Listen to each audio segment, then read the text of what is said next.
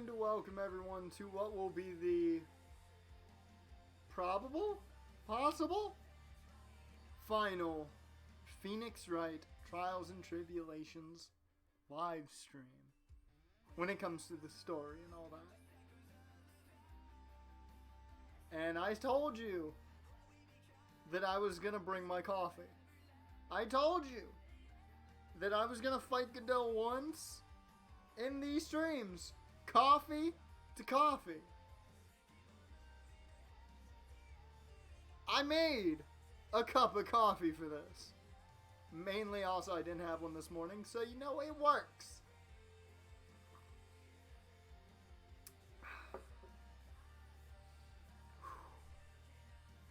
Jay, welcome to the stream, man. I hope everybody's got their caffeinated beverage of choice to take on Godot one possible last time. Now, I will say, I tried to go as bitter as I could with this coffee. I did try it black. It's not bad black, actually. I thought I wouldn't like it, but I did have to put a tiny bit of sugar and a bit of milk in just to cut it a little bit. But it's about the bitterest. Yeah, the bitterest I've had. So I'm fighting him close to his own game. Let's get into it. When your Chick-fil-A arrives, Jane, you're going to be ready to go. You're going to be ready to go. Alright. We've had the build-up. I've got the coffee. We're good to go. Let's know. Is there audio? Please no technical difficulties today. Hot diggity damn, we are good. Chat's up, everything's set. I came ready for today.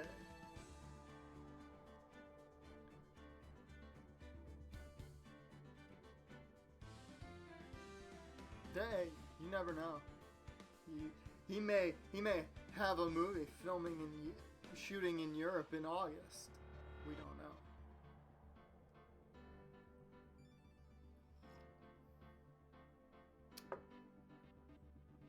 We don't know. Nobody knows.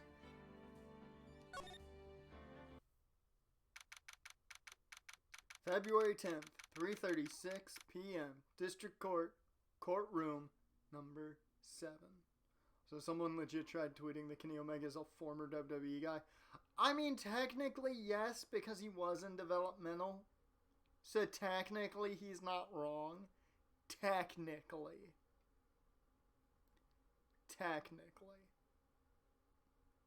He never was on the main roster, but he was in developmental. And before we get to it, let me just say, no, he wasn't an FCW. He was an OVW. He was in their, I believe, the class after Orton and Cena was his class. But yeah, no, I don't consider him a WWE guy. I don't. I consider him personally an ROH guy, because that's how I got to know him. Before we get too far into this, how about that Malachi Black debut, though?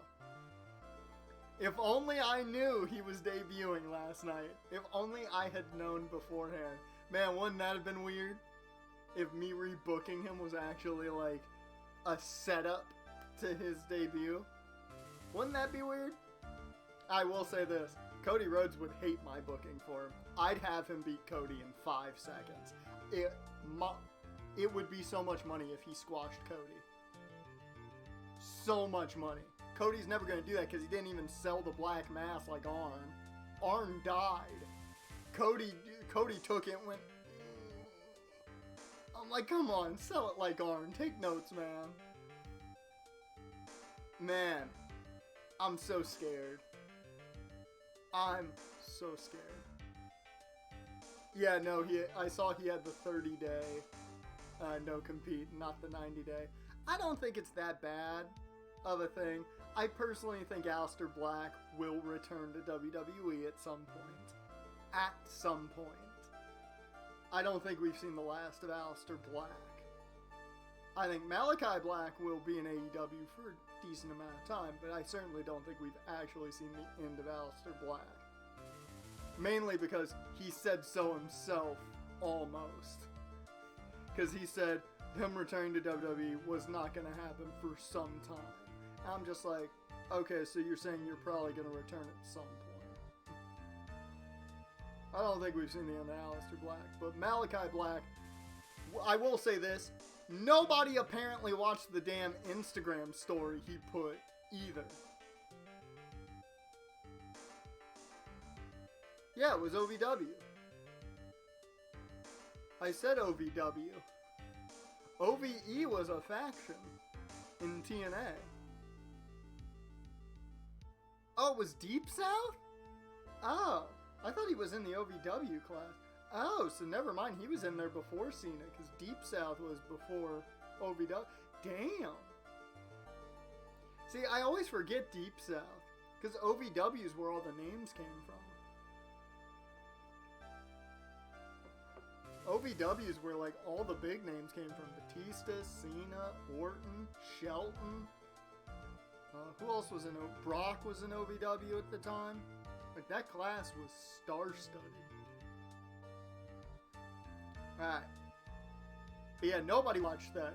Nobody watched Aleister's Instagram story, apparently. Because that crowd should have known exactly what was going on. Because when he debuted, I'm like, oh my god, this is going to be great. He's playing into the whatever he's doing, possession or dual personalities, whatever. It's great. I love it.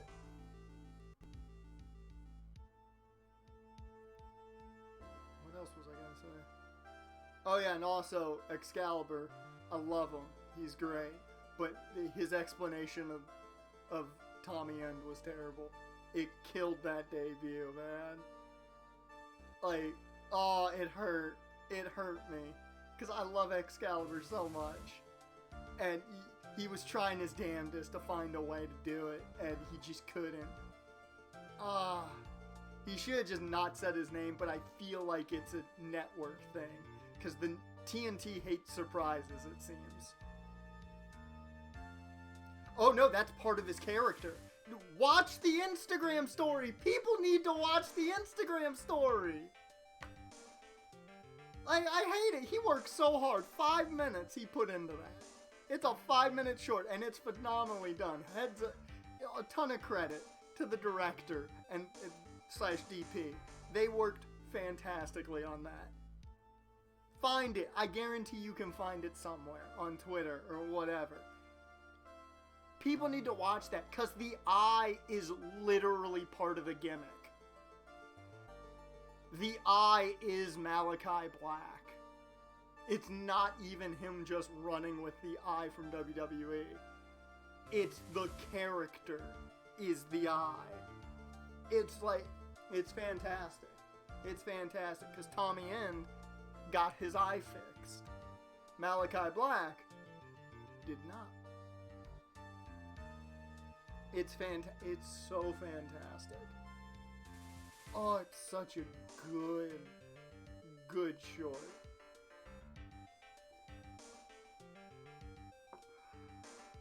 I hate it though because everybody was talking up, oh, he kept the eye, and all that. I'm like, did nobody pay attention to his little movie? I'm disappointed now. He spent all that time, him and that director did a great job. He was so good. Nobody paid attention. I love the name. I think Malachi Black is a very good name. You're spelling it wrong. It's M-A-L-A-K. It's M-A-L-A-K-I-A or K-A-I because you can see it on his new merch. Oh, that's autocorrect. Sorry, Jared. I apologize for that. Yeah, I saw everyone spelling it that way, and I thought that was just people spelling it. Yeah, but I love the name. The name's great. It keeps the dark intensity that Aleister came with. Black's just a good last name. I mean, it keeps everything. and I'm ecstatic. I'm so pumped to see what he does. My biggest worry is that he's facing Cody. That's literally my biggest worry. I'm not worried about anything other than the fact that his first feud's with Cody, and I'm scared. Because to me, I think he should squash him. Because if you do that, Cody can take a loss with ease. Everyone's going to look at Cody and he's John Cena. That's what we look at Cody now with. If he squashes Cody, he's a star. Easily. 110%. Just have him squash Cody, one black mass, it's over. That's what they should do. Will they? No, they'll go like 40 minutes. And Cody will give him the fight of his life. And probably even beat him, because that seems to be like every Cody match now. But, you know, I would rather a squash for Malachi Black to just destroy him. Probably not gonna happen. A man can dream, and then he will sacrifice him to the man in black.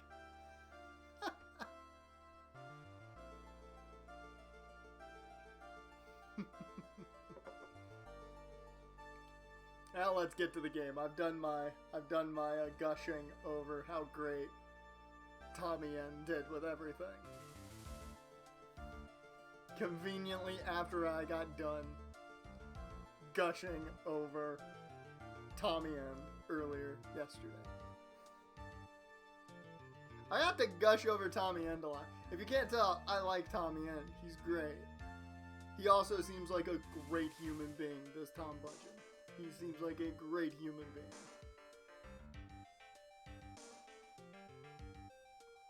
Yeah, Undertaker to AEW confirmed. He is just the man in black now.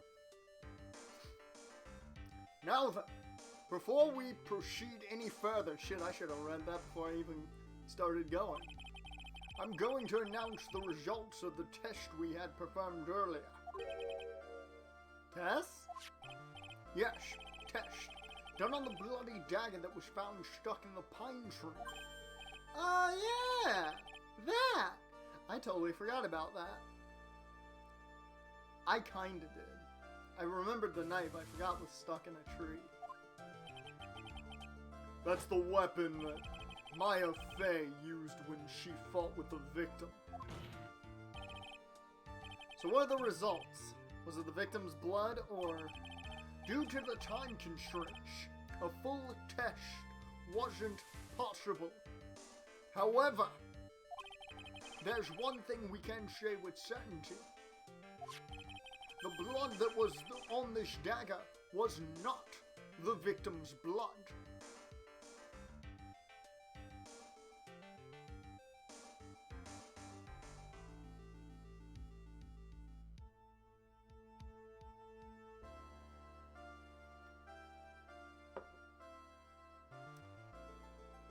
What? Holy shit, what the fuck? This throws everything for a loop. That is all. Now then, let's restart this trial. So it wasn't Misty's blood on the dagger. Then whose was it?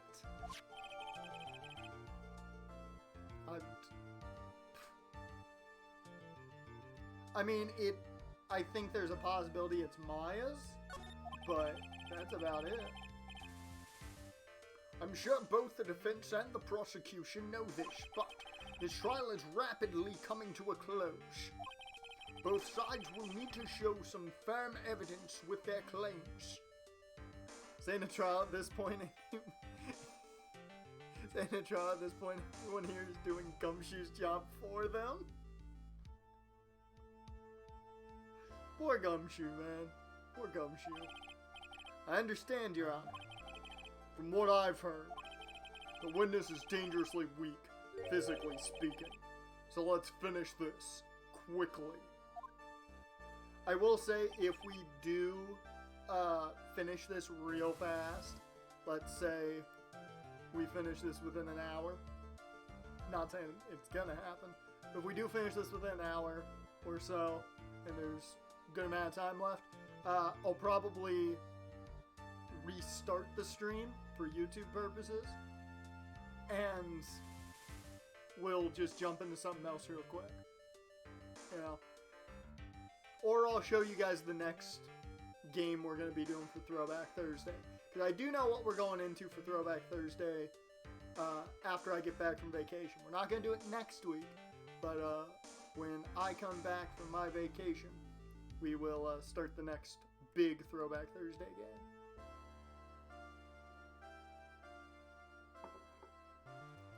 I might actually, for next week, just to have some fun, what I might do is we might move Pokemon up to Thursday, and Friday we'll have some Friday Night Frights again. I'll read off some true horror stories again like we did during Halloween, because that's always a fun time. That's a good relaxer on a Friday night.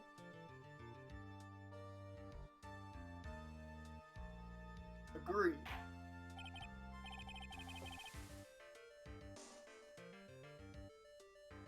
Oh yeah, didn't even think about that. Yeah, her husband and former client are now in AEW. Which, apparently, Andrade wanted Thea Trinidad in AEW to be his manager. Apparently that's what he wanted. But, of course, she was under contract. Very well. Please bring in the last witness. Hi, Maya. You've been through some shit. Witness, please tell us your name and profession. Maya Faye. My profession is... fuck. I don't really make a living off of it, so can I call it a profession? I mean, this is like Wolf streaming. He makes money, but he doesn't live off of it. I'm the assistant manager at Wright and Co. Law Offices. That's it. I don't really make money, though.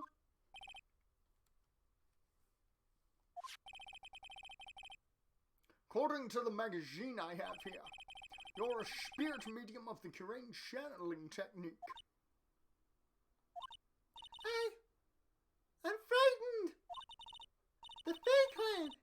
I don't want any more to do with it. I want fucking out. Oh, Maya. The pain the Fae bloodline causes must be unbearable. Very well. Now then, Miss Fae. When the event occurred, you were in the garden of the inner temple, and you witnessed the moment of Miss Elise Dunim's murder. Is this correct? Oh, why you gotta ask? I really feel bad for Maya. I really do. Because now we're gonna question her on, did you kill your own mother? Oof. Objection! Bruh, I was getting ready to read that, Godot. And you stepped right in. I was getting a drink of this sweet, sweet bitterness, and you fucking stepped. What grounds do you have to do that? You son of a bitch. Straighten up this instant, young lady. Huh? Pick your head up and speak clearly. There's always time for crying later. Your mother was killed right in front of your eyes. There's nothing you can do to change that fact.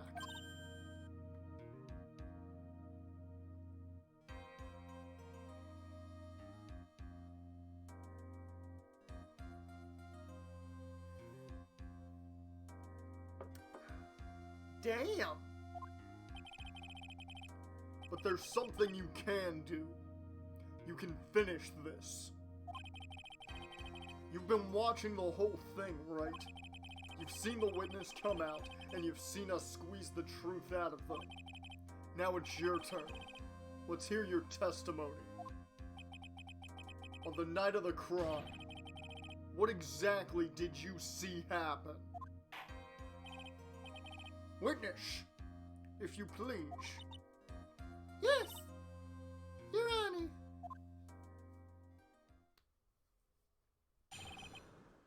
Oh, Maya, what happened? I was passing through the garden on the way to a spare prep room when it happened. Suddenly, someone struck me over the head. I stumbled and ended up against the stone lantern. I think I screamed, "Help me!" Rewatched Malachi Black's debut. Man, Arn fucking died and Cody was just dazed. Then you got Excalibur talking about his match with Tommy End in Dusseldorf, Germany. I had no problem with that. Like with him talking about his match against Tommy End. My issue was when he was like, "That's not Tommy End," and then called him Malachi Black. I'm like, how do you know his name if you know him as Tommy End? That was my issue. I feel like I'm fine with you being like, "That's not Tommy End," but leave it at that. Don't call him anything. Then we get our mystique of, wait, if it's not Tommy End, who the fuck is it? Who is this guy? Like, then we get, of course, a really awesome, very dark promo from him next week. Like, fuck yes. And then Cody didn't, like, Arn sold the shit out of the Black Mask. I fucking loved it. He died. It was great. And then Cody's just like, "Oh, I got touched. Oh, that kind of stung a bit."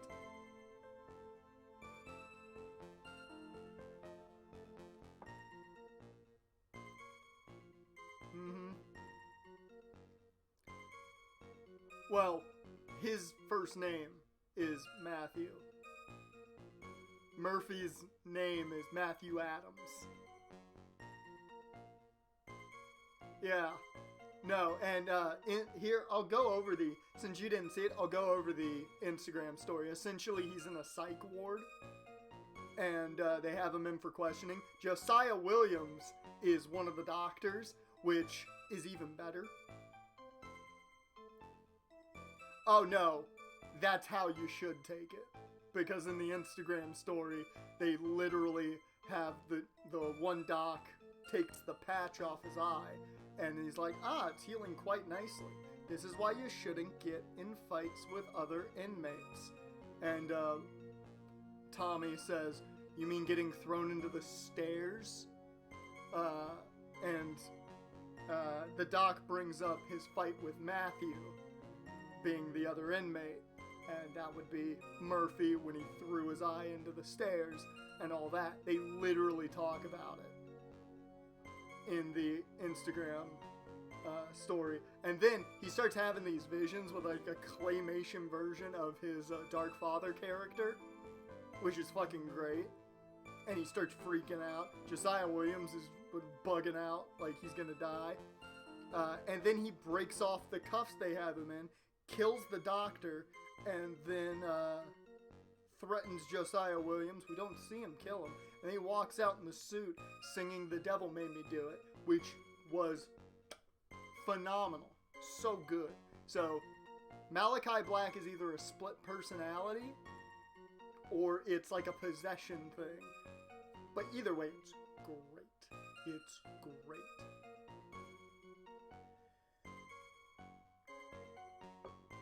It's great.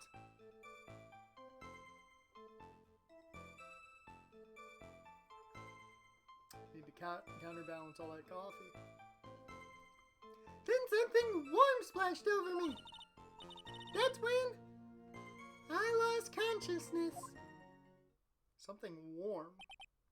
It's weird. So you were struck on the head. I mean, I will say, I do think the Bible verse, though, could play into it. But I do know in the Instagram story, they literally are talking about Buddy. They're literally talking about Buddy Murphy. And I will say, too, I think I figured out in the Instagram story, the psych ward is just WWE. Literally, the psych ward is WWE. So I'm guessing there was a point where they must have talked about him not selling the eye, and he elected to continue to sell it with the Dark Father character.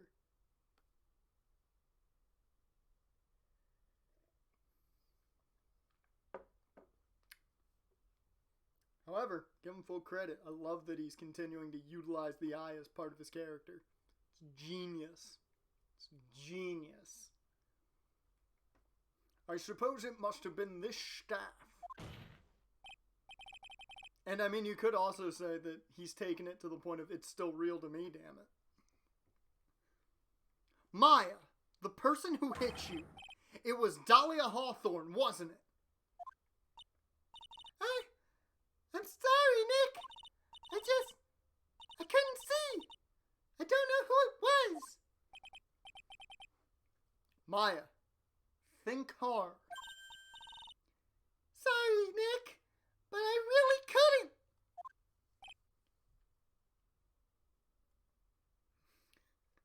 Well, with Alistair, it's a psych ward, and Moxley, it's an asylum. Wonder what next.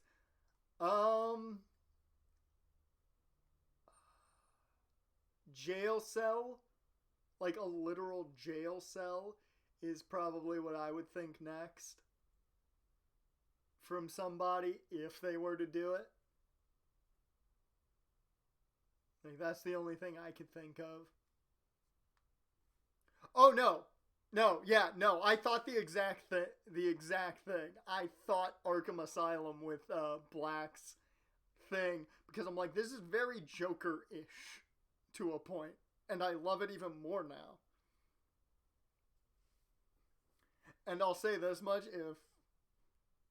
if Tom wants to go and wear some cool ass like Joker gear, I'm totally down for it. He should do it. Oh my god, let him wear Batman Who Laughs gear. That's it. Malachi Black is just the Batman Who Laughs.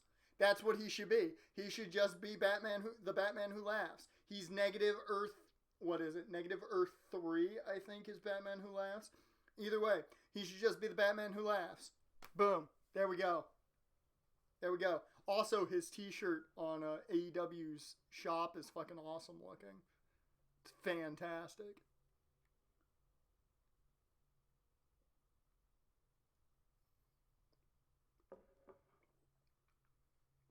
I just got to fuse two things I really love, and it's great. I just got to fuse wrestling with DC Comics. Yay me. Man, let me do it. Forget Batfleck and Jared Leto doing the live action Killing Joke, which still sounds great to me, but put Tommy End in it. Do it. He's our Joker. He had one bad day. Huh. Can't say it wasn't a especially good night for young ladies to be walking around alone. It seems that it will be hard to determine the criminal through testimony alone. Very well then, Mr. Wright. Please bring your cross-examination. This is legit gonna be tough, because there's not much to work with. Maya, hang in there. She doesn't look well at all. Well, I would assume she wouldn't be. She's had Dahlia hanging around in her for the past while. It's been rough. She's had fucking Delilah in her head. No one wants that.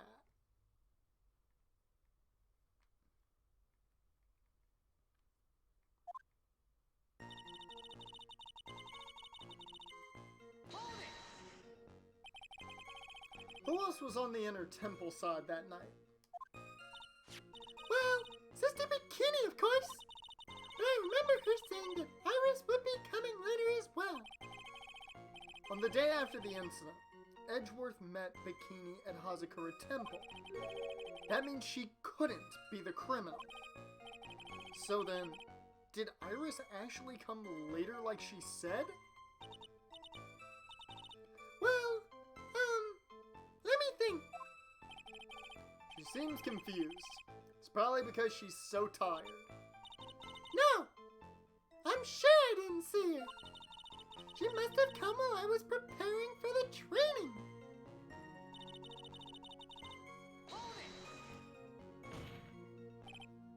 Who did it?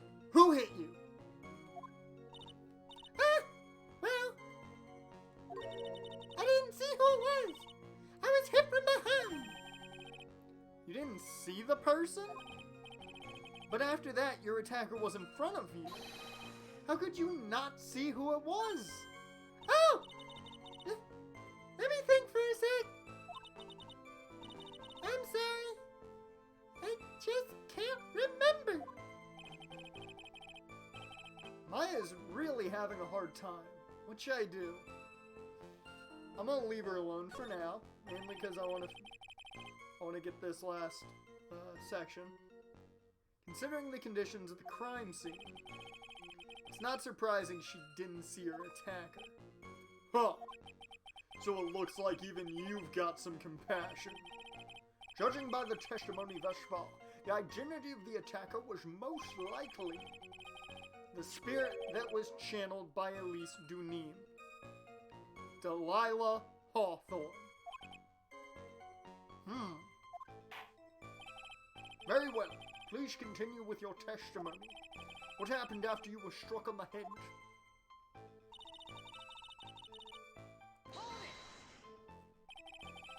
What happened afterwards?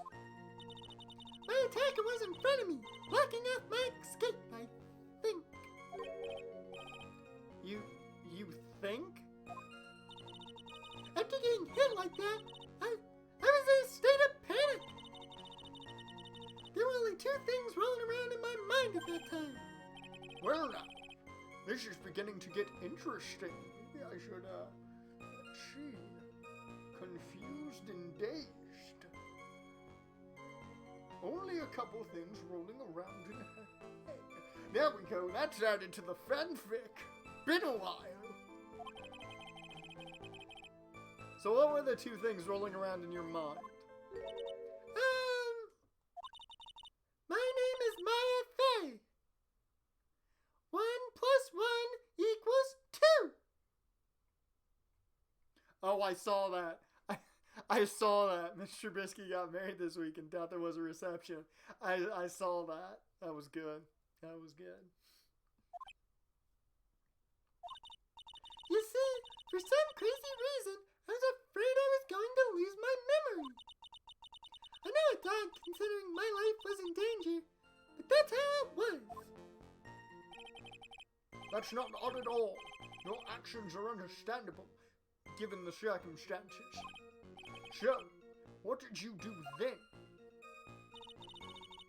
I think I screamed, "Help me!" You think you screamed, but you're not sure. Listen, I was a complete wreck! It was dark, and I couldn't see my attacker. Was it a man, a woman, an adult, a child? One of the Lollipop Guild? Was it Malachi Black? I had no idea. I was scared out of my wits. And then everything faded to black. Believe me, my dear, I'm certain I would have soiled my robes. I thought this person might attack me, so I... Anyway, I'm pretty sure I screamed. I thought that it was my last hope. When did you order your Chick-fil-A, man? Wow, it sounds like poor little Maya really was out of her mind. Would you say she lost her mind? Yeah, she lost her mind. Lost my mind will have lost my mind. Oh, dear Lord, it's been half an hour? How far's that Chick-fil-A? I never lost my mind. She's lost her mind. She's lost her mind. Oh, I can't do it that way. Can do it the normal way. Can't do it any other way. But I wonder what she meant by last hope. If I press her for more details? Wait and see. Yeah, it's gotta be the lunch rush. It's gotta be the lunch rush. Maya is really emotionally and physically exhausted. I shouldn't go overboard. For the time being, I'll just play it by ear. Alright then.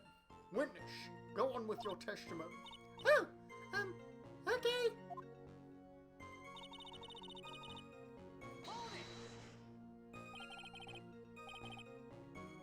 Speak of the devil, just got a message, it's on its way.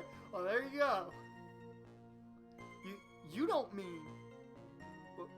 Was it... I didn't know it at the time, but I think it was probably blood. Yeah, that would make sense. Is she saying that when Miss Dunim, who was channeling Dahlia, was stabbed in the back by the killer? At that moment, I was paralyzed with fear. Just like Finger 11's song. Man, I made a lot of Finger 11 jokes today. Or this week. Brought up Finger 11 yesterday because Slow Chemical is a great theme. I mean, yeah, I've done it twice now. I was just sitting there in the snow. I'm sure blood got on everything around me. Okay. So what happened next? I don't remember. Well, no, it's never coming back because Kane's retired. That's why it's never coming back. But I can listen to it over and over again on the internet. How were you saved? You don't even remember that? No! I haven't got any idea! I really don't know what happened at all! That's too bad. I've worked side by side with Maya for 2 years now.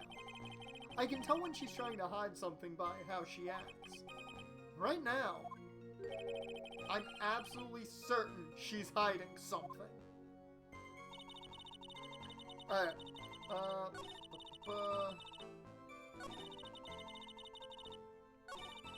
this is the one that I can make her elaborate on.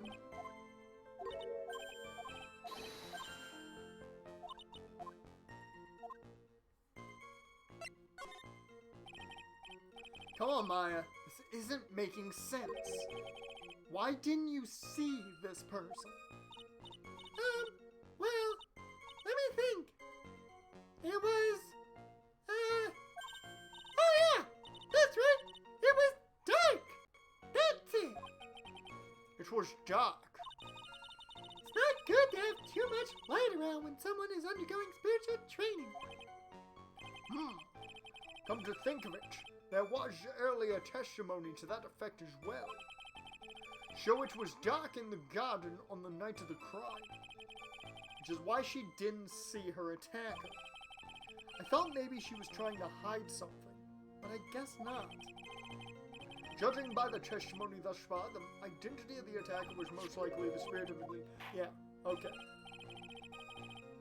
Maya saying, isn't very convincing when giving a testimony. Yeah, is normally not very trustworthy. Okay, and then this is the next one.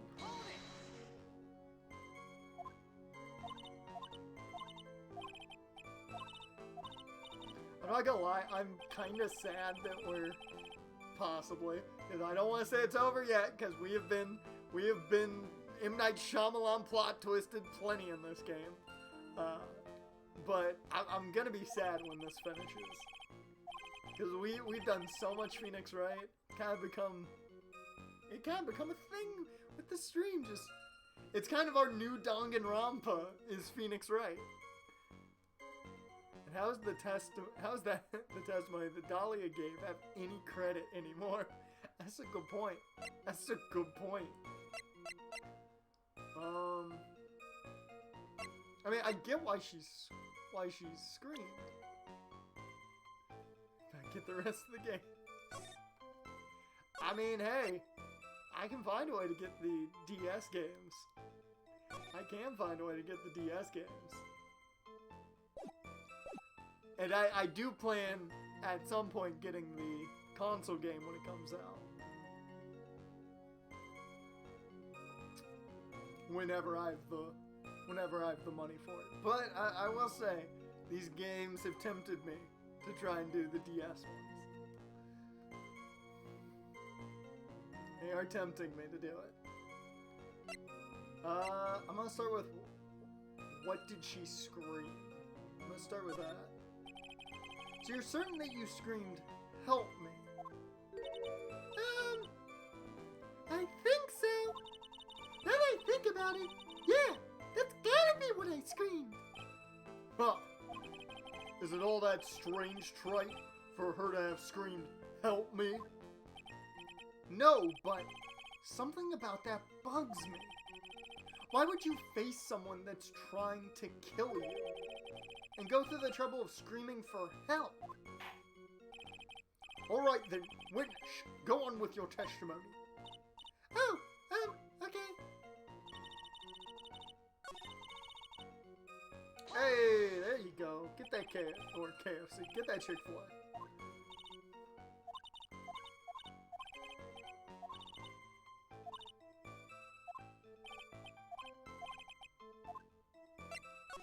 Alright. Wait a minute, Maya. What's this my last hope stuff? What? What do you mean by what do you mean by your last hope? No, no, no. That's what you said. You said my last hope. Huh? What? I said what?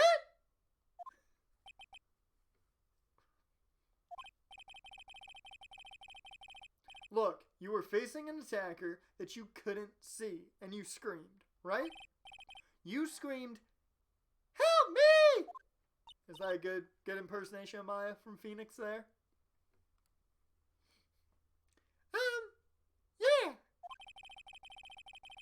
But you testified that you screamed that because you thought it was your last hope.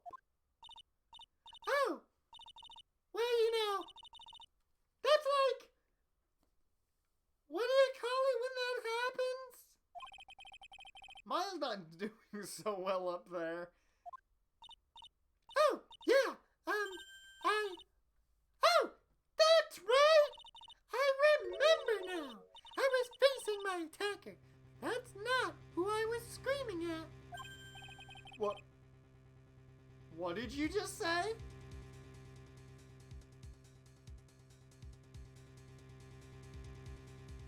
Wait, what? Yeah, that's right. It was the person behind my attacker that I was yelling at. That's who I was screaming to for help. Ah!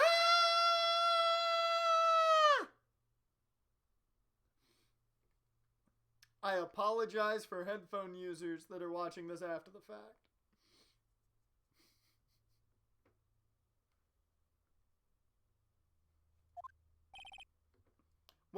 What is it now? I messed up! I didn't mean to let that slip out! Damn! Huh?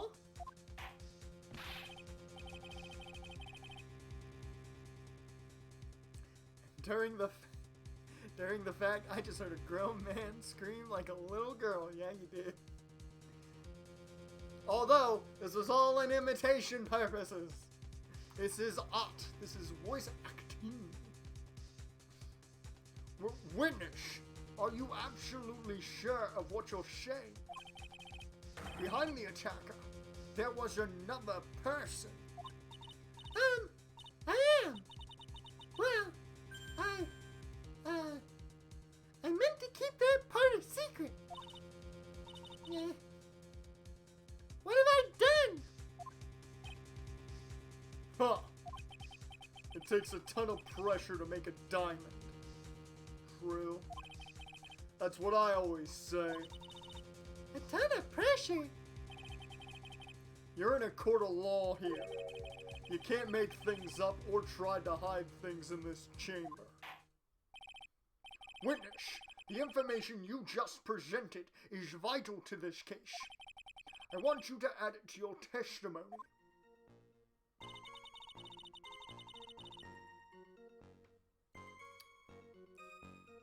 A man?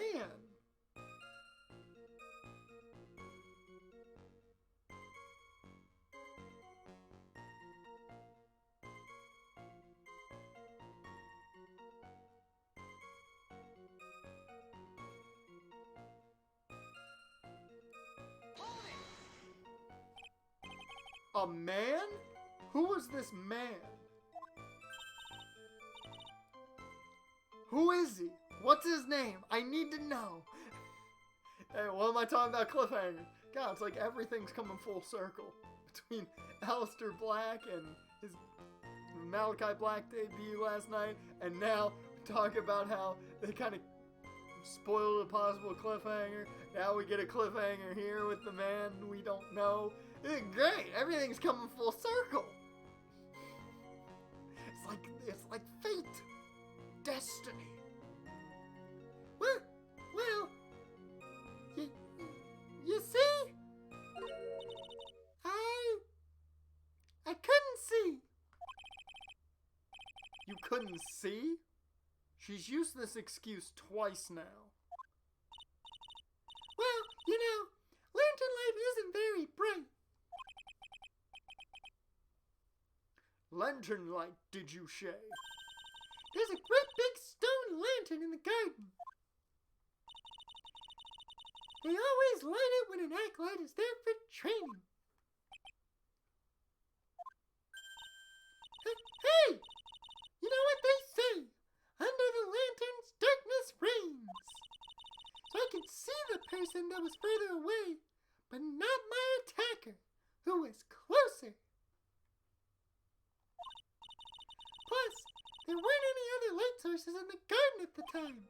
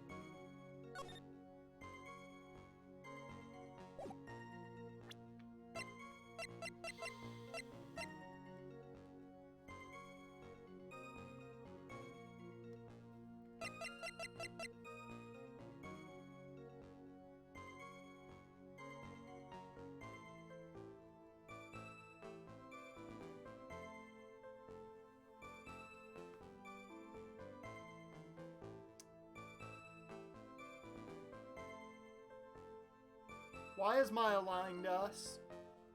We're just trying to figure this shit out. Why is she lying? Maya, why are you lying?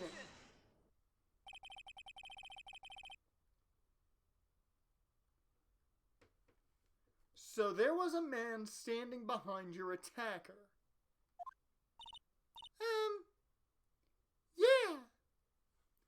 I mean, I don't... We're her friend. We're her friend. Why is she lying? And to Pearls, well, we're her lover to Pearls, but, you know, Fan fiction's fan fiction. That man, he's the killer. He stabbed her from behind. He's the one who killed Elise Duneen, otherwise known as Misty Faye, your mother. The killer? I'm not gonna lie, Jaren. My first thought was, well, the only man there outside of Phoenix was Larry, so Larry right now is the killer. And he could have known about the blade. That's another thought that I had. He could have known about the blade.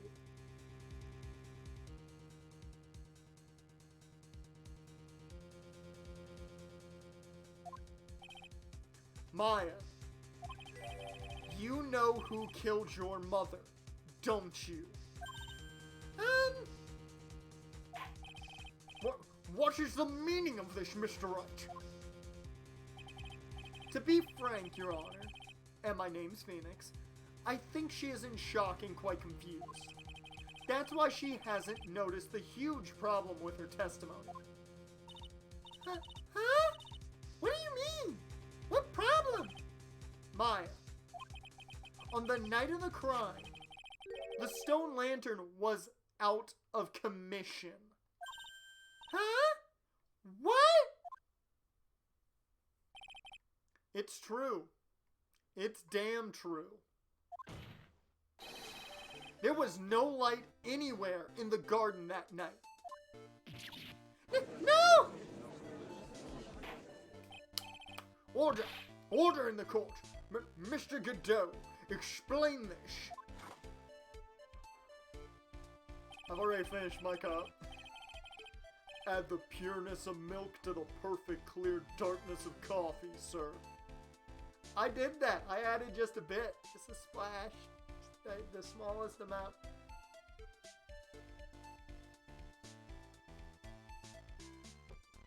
It's either Larry or Phoenix got possessed and killed Misty. Oh, what if? What if it turned out to be Phoenix? Oh god, wouldn't that just be a hell of a twist? That is the slate of the witness's mind right now. A cup of cafe au lait. Cafe au lait. Cafe au lait? Is that even legal? Would be a good reason why Maya's hiding it. That's very true. That's very true. I legit didn't even think about that. That it could be Phoenix possessed, and that's why she's hiding it. Never thought about that, but we'll see. Mr. Trite's words are the milk and you are the spoon, Your Honor. I'm a spoon? There is no spoon. This is the fucking Matrix. I'm no spoony bod. I'll have you know. You must have noticed it too, Trite. This witness's mental state is highly unstable right now. It's not hard to understand why she would make a little mistake like that. Sorry, but that's not going to cut it. What did you say? If there truly was no light in the garden, then there's a fatal contradiction in the witness's last bit of testimony. Nick! May I? Recall the witness's statement about her attacker. She said that she didn't know if it was a man or a woman or an adult or a child.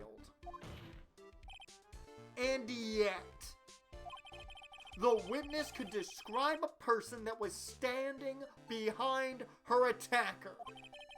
And she quite clearly described him as a man. Ah! In other words, that would have to mean that Maya actually saw our mystery person, despite it being so dark that she couldn't see the face of her own attacker. No!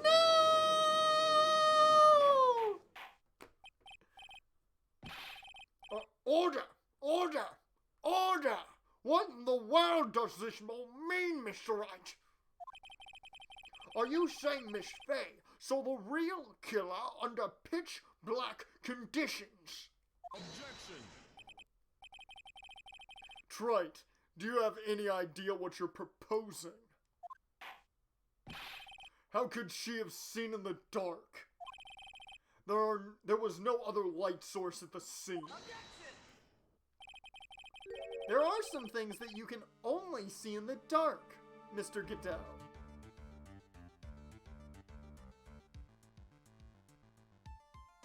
Glow in the dark shit, stars, the moon. Yeah, once your eyes settle, you can kind of see in the dark. It's gotta be real pitch black for you not to be able to see it all, but normally your eyes will settle. Maya, you did see who the killer was in the dark. And now, you're trying to cover for it. Cover? For the man that killed her mother. There's only one conclusion I can draw from this. You know who this man is.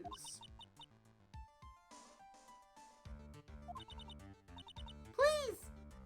Nick! I don't know anything! Please!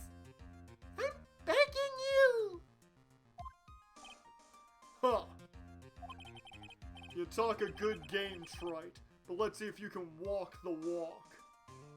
Yeah, I'm legit starting to think it's Phoenix. Oh my, are they really gonna M. Night Shyamalan us again? Oh. It was pitch black, so what could the witness see? I'm calling your bluff. No! Nick! Don't! Please! Stop!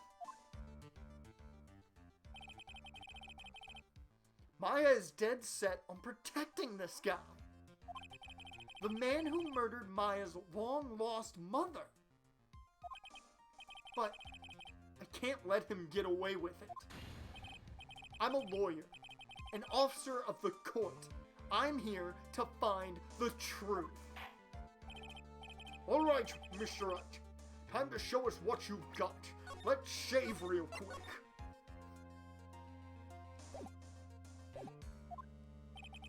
Who was this person that you say Miss Faye saw in the dark?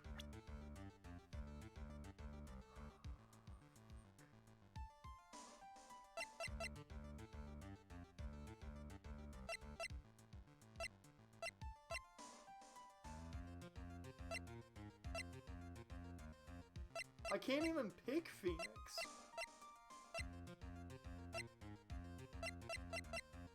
Well, I can't pick himself, so, you know.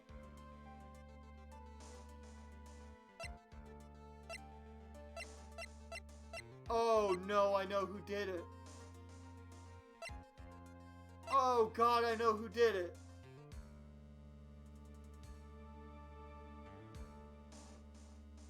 I know who did it, and I know why he did it. I know why he did. Oh, that's such a dick move. Oh, if that's it. If that's it. I know who it is. I think I know who it is.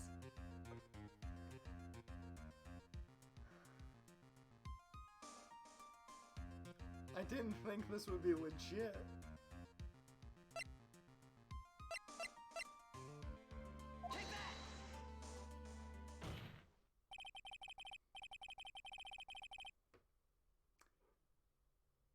I didn't think that we'd legitimately be going coffee to coffee.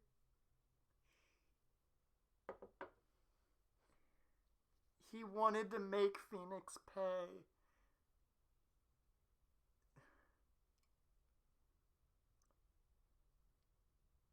I can't believe it. I didn't think we'd legit be going coffee to coffee.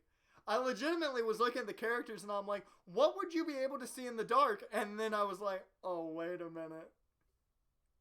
his eyepiece glows red. Oh, shit. Because it was pitch black, Miss Fey was able to recognize the killer easily. I'm sure the court would like to see for itself how this is possible. Yes? What? But how do you propose to show us something like that? When you want revenge, you dig two graves. Legitimately, as I was scrolling through, I looked at Godot as I passed him, and my brain initially went, he wanted vengeance. For Mia. Oh my god, you son of a bitch, if that's the reasoning, oh god. No. Like, I have made all the jokes I can about how much of an asshole Godot has been, but no! Like, I've really liked his character because he's got a purpose to hate Phoenix. Unlike most of the others just hate him because he's the opposing prosecutor. He has a legitimate purpose. And, oh lord. It's easy. We just need to recreate the conditions of that night. Bailiff. Lights. Conditions?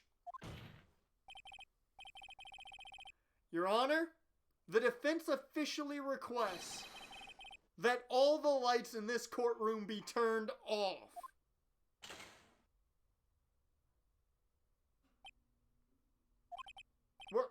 What? This is... But it can't be. Huh. Yep. That was a nice bit of deduction. Trite. I didn't think it would be legit. I didn't think it would be legit.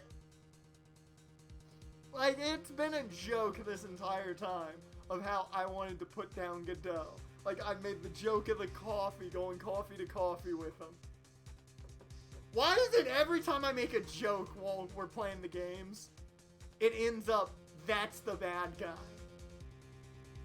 Why? Every time. Every time. Outside of Leon Did It just being a meme for us, every time I joke about, like, that dude seems evil, or like, yeah, I don't like him. I have a good reasoning not to. Ugh. Every time.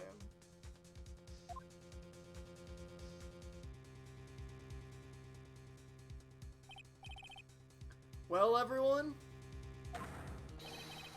this is the man Maya saw on the night of the murder.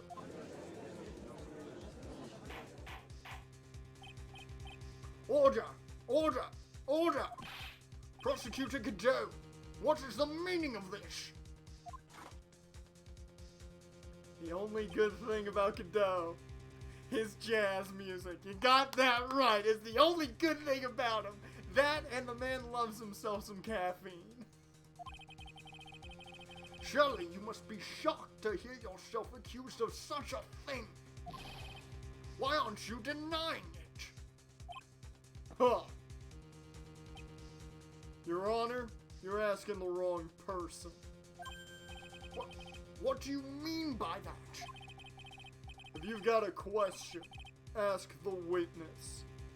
That's one of my rules. Well, Maya, how about it? What you saw that night, was it 3 glowing red lights?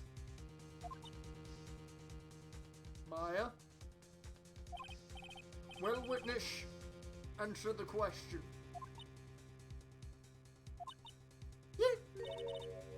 You're wrong!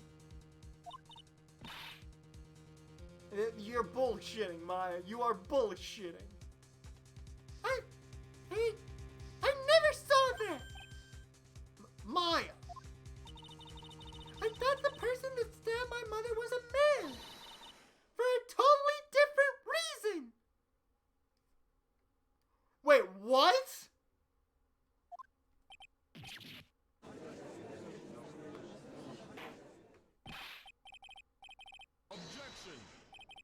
I'm so confused. What? I thought we had it. What? Stop your chattering, Your Honor. Chattering? If it's wrong, if it's worth asking, ask the witness. That's one of my rules. Alright. Well then, let's continue with the testimony. Please tell us how you knew the killer was a man. Yes, Your Honor. I didn't realize it until after I woke up, but... Oh god, does that mean it still could be Phoenix? Oh, the plot twist. The plot thickens. When I came to, I was just laying there on the training hall floor. By the time I got back to the garden, the place had totally changed.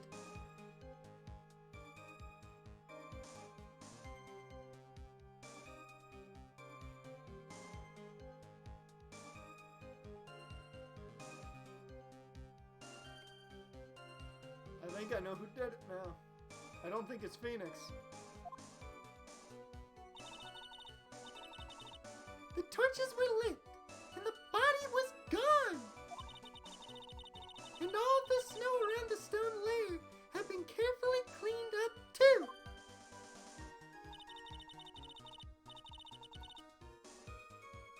Yeah, Elsa's heading like coastal. Like it's getting like the coastal ends of a lot of the East Coast.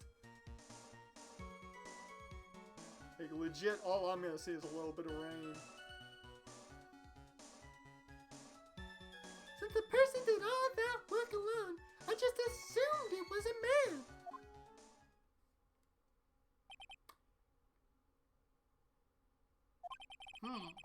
So it was after the crime took place that the witness came to think the killer was a man. Yes, that's right. I'm sorry, Your Honor. No need to apologize. It's as Mr. Godot said. You're utterly exhausted. It's only natural that you would be a little confused. Also, if you consider the situation you described, it doesn't seem too much of a stretch to assume the culprit was a man. Miss Wright, proceed with your cross-examination.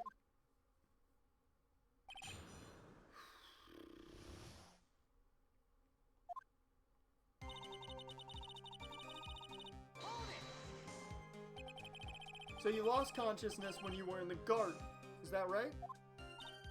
Yes, I think it happened when the victim was stabbed. So then the person that carried you into the inner temple could only have been the killer. That's what I think too. So the killer carried Maya into the inner temple.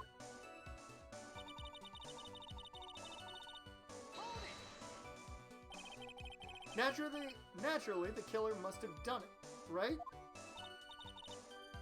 Yes, I think so. But why would the killer tamper with the crime scene like that? There must have been something that the killer desperately wanted to hide. I don't know. You took a while there, Maya. Looks like she doesn't have enough confidence.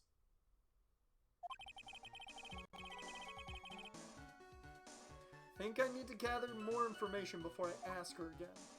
Okay? The torches were lit? Yes, that's how I noticed the whole scene had changed. I'm going to say it was the killer who lit the torches. I mean, who else could it be?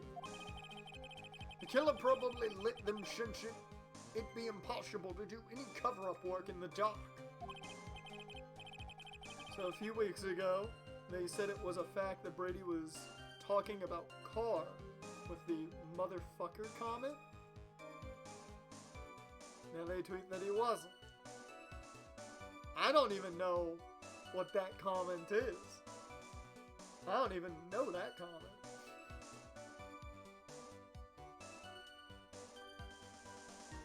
However, if that's true, there's one thing that still bothers me. Why did the killer go to the effort of moving the body? That's true. It's hard to see how that would be of any advantage to the killer.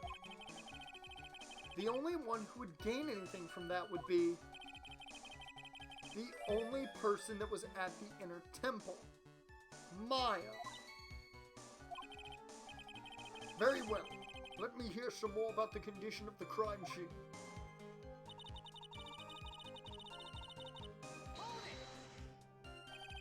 So you're saying the killer cleaned up the snow? It did look really odd. The snow was removed in an unnatural-looking rectangle shape around the lantern. When Brady was on the market, a team heavily in talks pulled out last minute, and Brady said, "Still sticking with that motherfucker," and it was never confirmed who. Oh. Okay.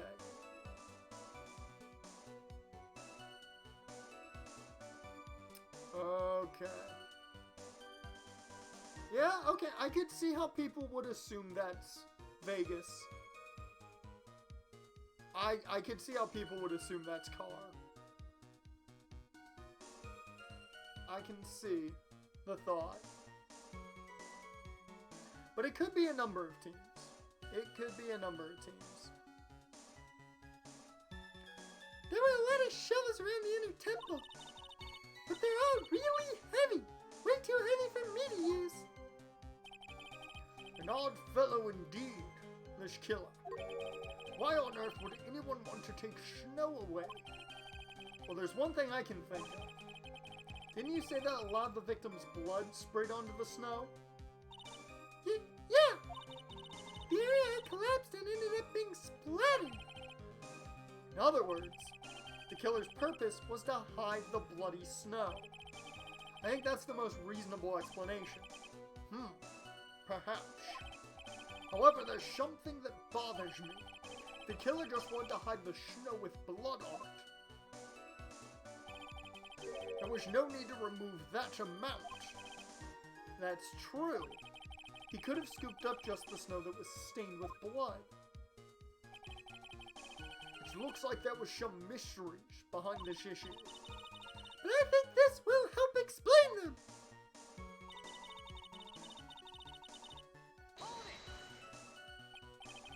So, you're saying that you never saw the killer, right? Yes.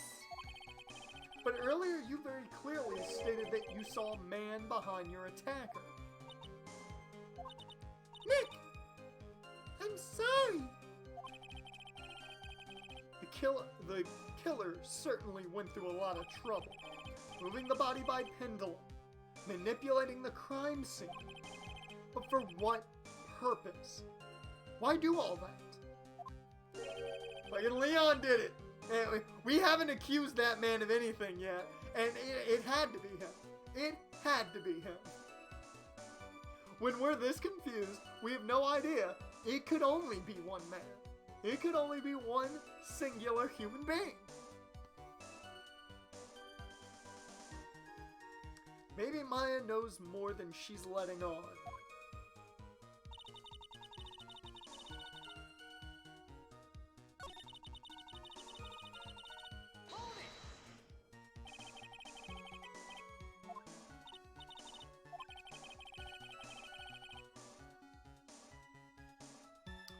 Really? Talk as if N'Keal Harry is traded? It will be a conditional 6th round pick? Wow. I mean, that's good if Harry can develop, because he's still young. If N'Keal Harry can develop, that's a great trade opportunity right there.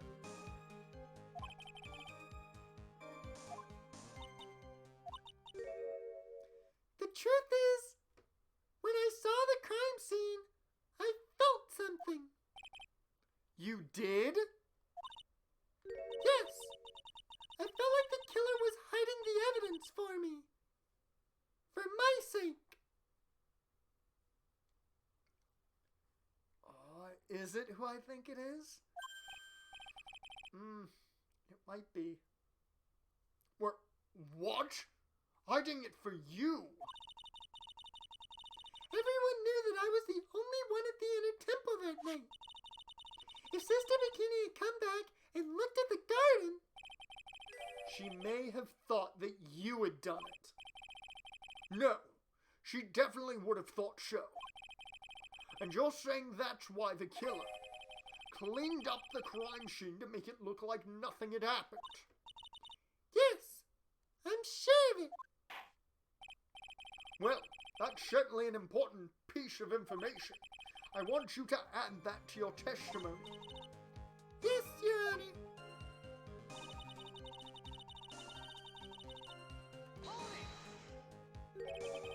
They did it for your sake? Well, if the body and the blood hadn't been removed, I would have immediately been the prime suspect, right? Yes, I suppose that's true. Yeah, and if that happened, the body would have caused some other problems too. Yeah, right now, I'm leaning towards Miles. I'm leaning towards Edgeworth. That's my prime suspect right now. Because, remember, when we went to go look at the garden the next day, Miles was there already. So, my thought is it might be Edgeworth. I'm very unsure, but it might be Edgeworth. If her real identity had come out right then, it would have been terrible. Master of Kurain killed by own daughter. I don't think Maya would have been able to handle it. But still, it's rather difficult to fathom the killer's motives. What reason is there to go through that much trouble to protect you?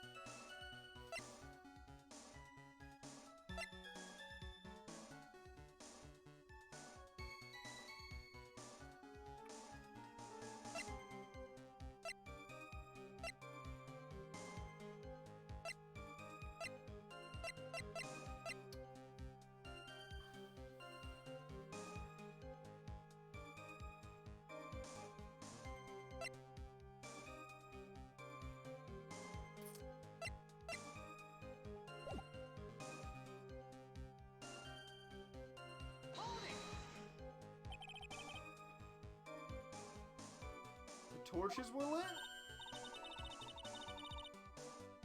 Oh, yeah.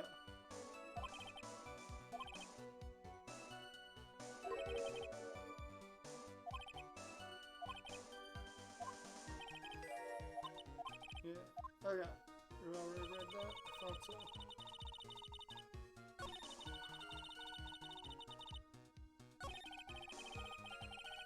The killer certainly went through a lot of trouble. Moving the body by pendulum, manipulating the crime scene. But for what purpose? Why do all that? Maybe Maya knows more than she's letting on.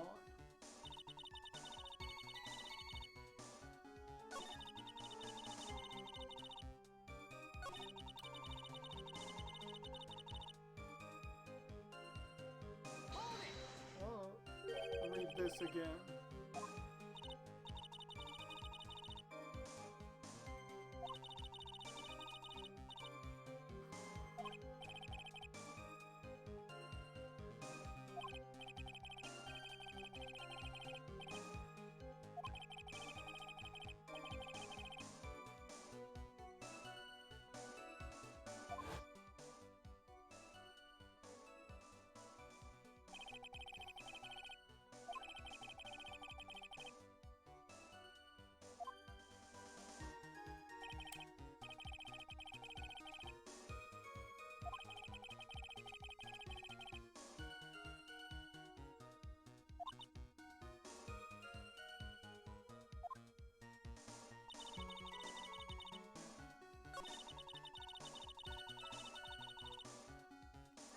gonna save real quick because I'm very unsure of this.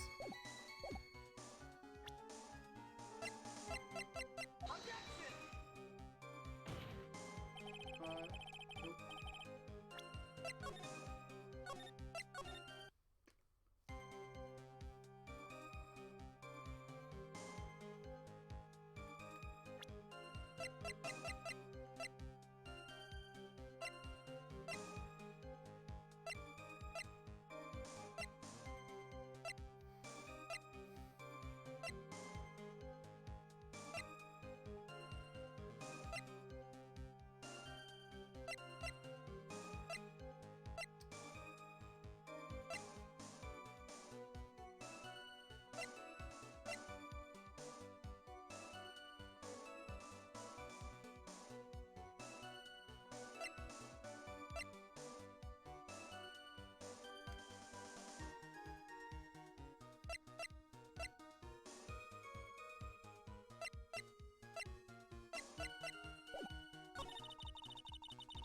God, I don't know what I need to contradict here.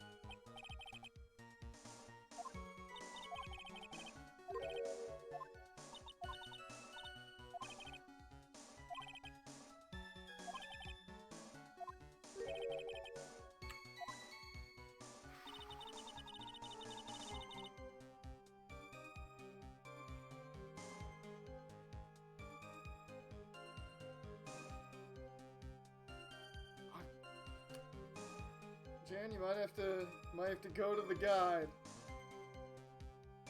Ah.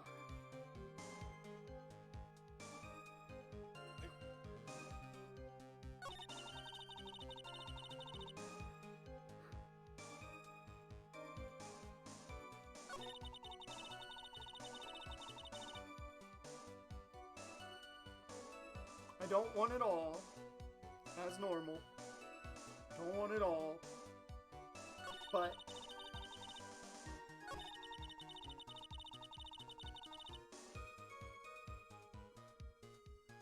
what statement is it? Give me that. Because the evidence I might be able to get if I can get the statement.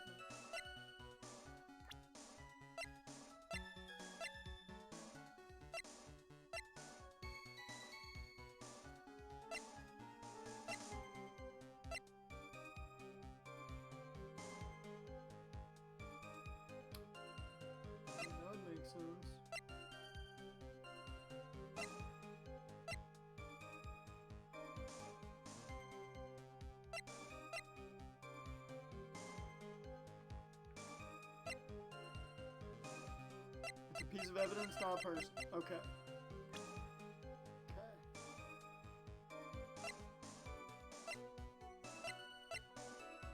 Fuck. And it's not that. That's what I thought it was the talisman, but it's not that. Okay.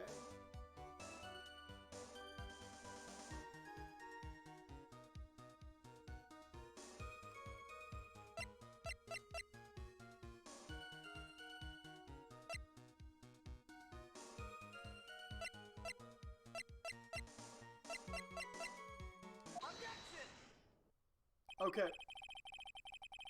Okay. Legit, that helped me. That did help me. Because I was stuck initially between the talisman and then after her other pieces of statement, I was looking at the lantern because it still had her name on it. And I don't get why you would do that if you're trying to help her. So legitimately that helped me, that was the piece that I needed. I figured it was, but I had to make sure. So thank you for that, Jaren. I appreciate it. Every once in a while, I need something. I need that little bit to boost me. The body of Elise Dunim was carried all the way to Hazakura Temple's courtyard. Then at the garden, the real scene of the crime. The snow that we suspect was covered in blood was scooped up and removed. It's reasonable to believe all this was done in an attempt to hide the true crime scene. However, there's still one matter that seems somewhat odd. Oh? And what would that be? You must have figured it out by now, Mr. Goodell. It's the message written in blood on the lantern.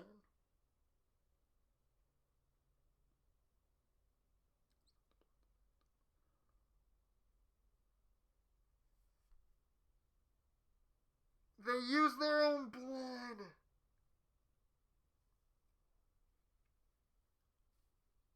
That writing was done by the killer in their own blood. Oh, shit. That's why the knife doesn't have the blood of the victim. It was written very clearly on the white stone lantern. Maya. Ah! If the killer was so motivated to protect Maya from suspicion, then why didn't they wipe the writing off the lantern? Ugh! You're right.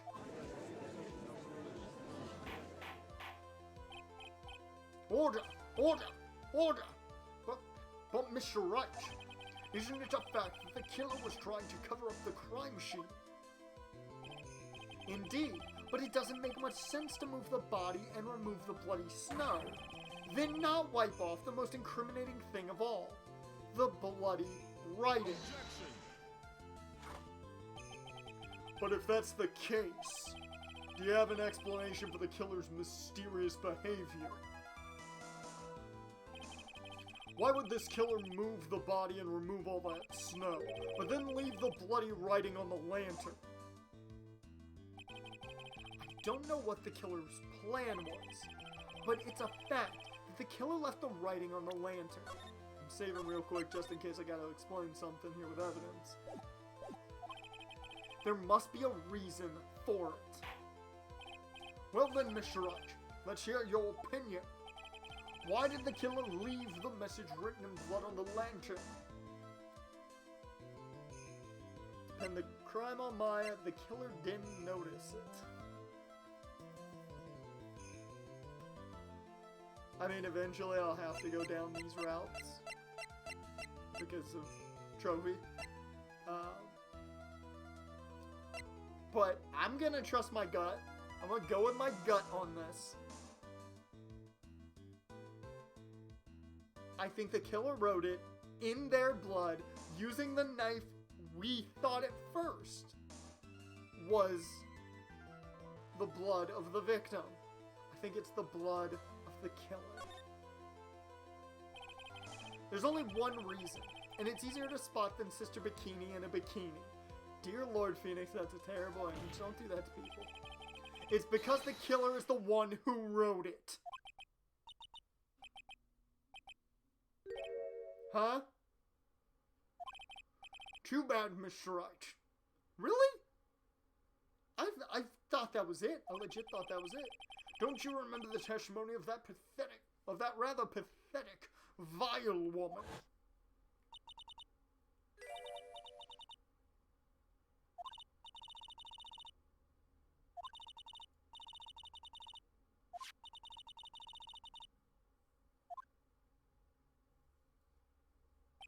But how can we trust that? Oh yeah, she did say that, didn't she? Huh. You and Dahlia. I'm not sure which one of you is more pathetic. Her testimony is invalid due to her, I don't know, being a ghost? I'm loading back up. I legit thought that was it. That was legitimately my thought process, was the killer wrote it.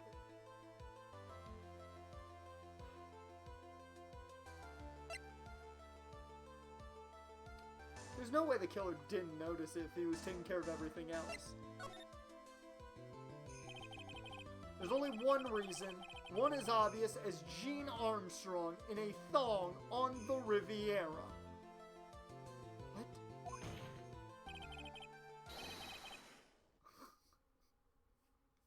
The killer was trying to pin the crime on Maya. Are you kidding me? Are you telling me that the answer is that they didn't notice it? Nick, I shouldn't have to be the one to tell you this, but if the killer had meant to put the blame on me, then why didn't the killer leave the crime scene as it was? Oh. Once again, you've been pointing that finger where it doesn't belong.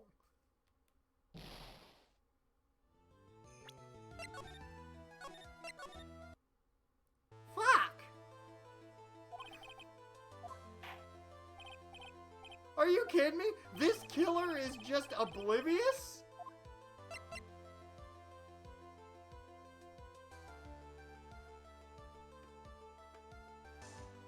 But we've come to terms that they turned on the lanterns. Or they lit the lanterns to see what they were doing. And you're telling me they didn't see the goddamn thing on the goddamn lantern? I'm giving this killer way too much credit.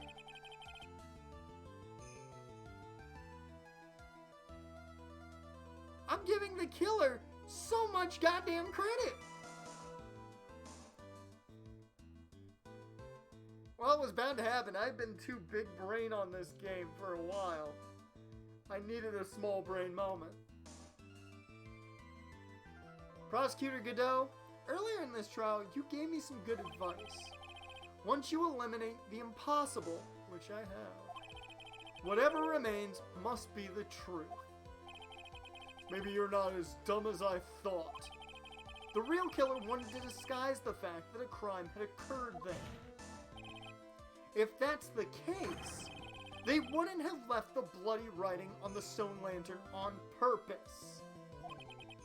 Therefore, it must mean that they didn't notice it, which to me just seems really stupid on their part, so the killer's an idiot. I'm with Maya. But that doesn't make any sense! The torches were all lit and everything! There's no way any normal person would miss something as glaring as that!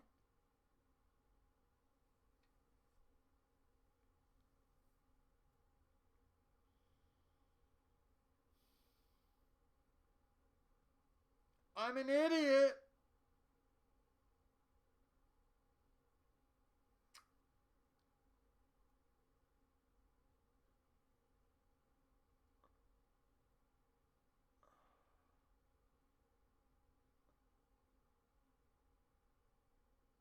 The only reason I picked that second one was I didn't think the killer was dumb enough to miss it. But I know one person who would have missed it. Like, the way she, literally this statement, just, there's only one person who would have missed it. There's only one person who would have missed it. Fuck me. God damn it. I hate it. I hate it. I absolutely hate when this happens. When one sentence just sparks everything. I'm like, oh, that means, yeah, now I get it. Now I get why they missed it. It's not because they're stupid. I get it now. God damn it. I have so many moments like this, and I hate it. Because it's like everything clicks perfectly once they give me one fucking sentence. There's no way any normal person would miss something as glaring as that. And if they got really bad eyesight, they would. You're right. There's no way any normal person would. What? What are you trying to say, Mr. Wright? There's only one person involved in this incident who could have missed seeing the bloody writing altogether. And who would that be? Who is the person that could have failed to notice the bloody writing? The only one who stated himself can barely see, even with those damn goggle eye things. Mr. Godot, this is what you said yesterday. My eyesight is pretty messed up.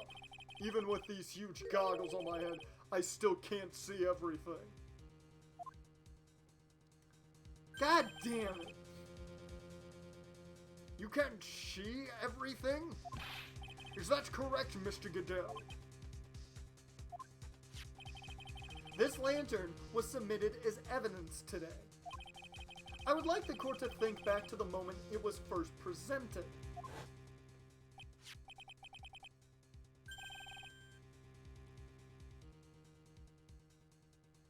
Yep, I remember this now. I remember this now. And I remember thinking that it was weird like 2 streams ago. I remember thinking that it was so weird 2 streams ago.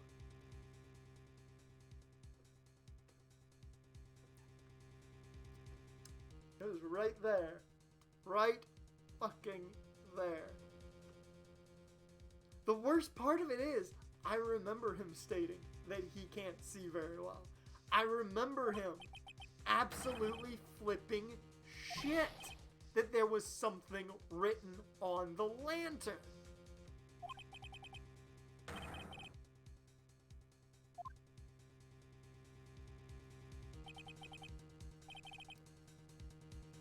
Mr. Godot, just admit it. There are certain colors you can't see. Correct? He's colorblind. Okay. You can't see red on a white background, can you? Can you tell what color my tie is, sir? That's right. We went through this once before. During the poisoning case at Tribulations. Oh my god, they're going all the way back. They're circling it all the way back. They're filling in the circle. It always comes back around. I love it.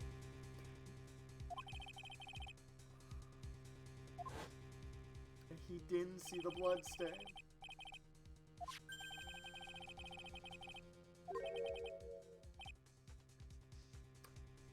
Yep.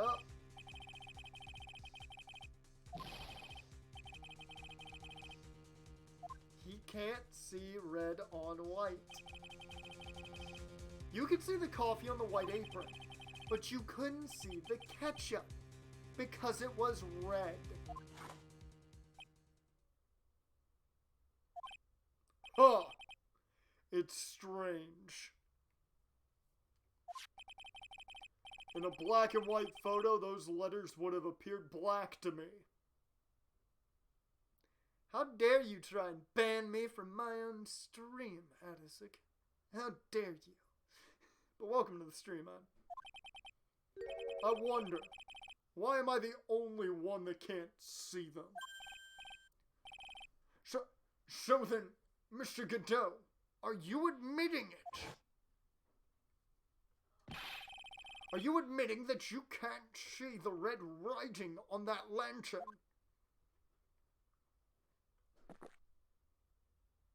Man, you like Excalibur did to Aleister Black's Mystique.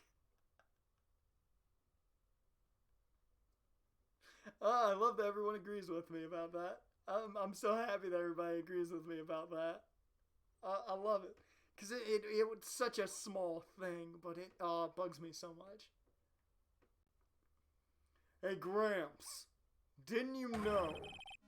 That's the reason why I don't drink red tea.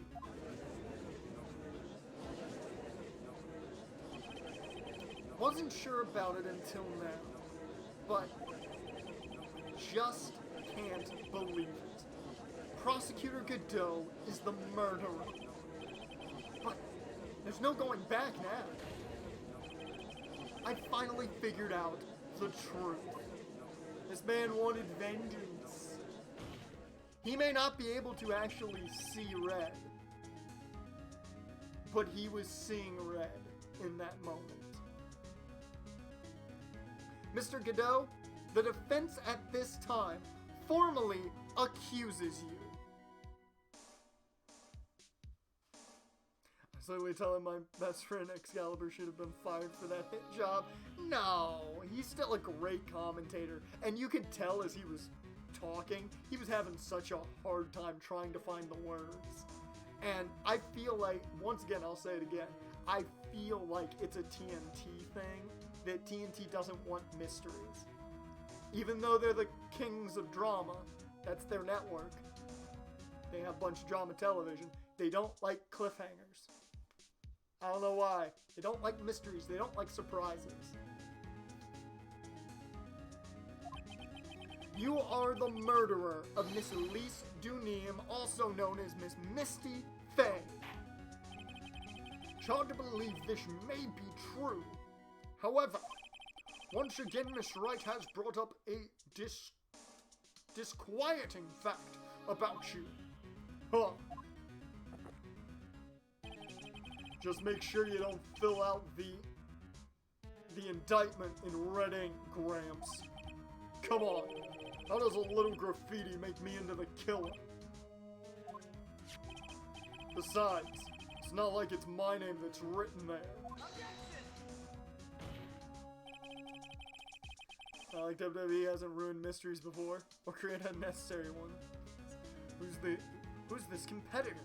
It's Piper Nevin. She's been in your company for years now. Hey, nope, I don't know who it is. I mean, hey, at least they're trying to have some mystique about him. I'll give them that much. I'll give them that much. I'm certain that the killer wasn't able to see the color red. This is rich. Go on, Trite.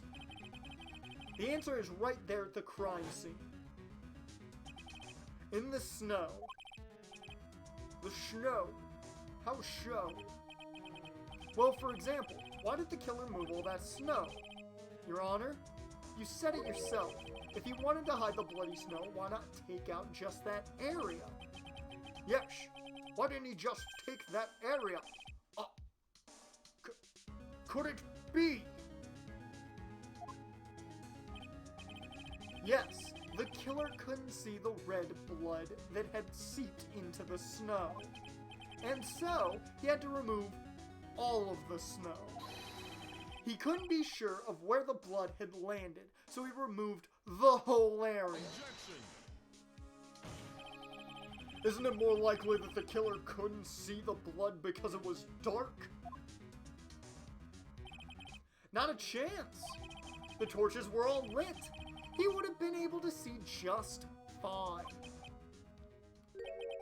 It seems that once again this trial has taken an unexpected turn, to say the least.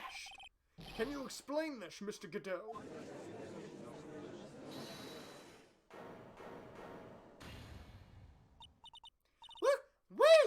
Wait just a cut-picking minute! Maya? What is it, witness? Mr. Godot isn't the killer! After all, he didn't even come to the Inner Temple until 2 days after the murder took place. He didn't show up until after the old bridge got fixed up. Objection! Maya.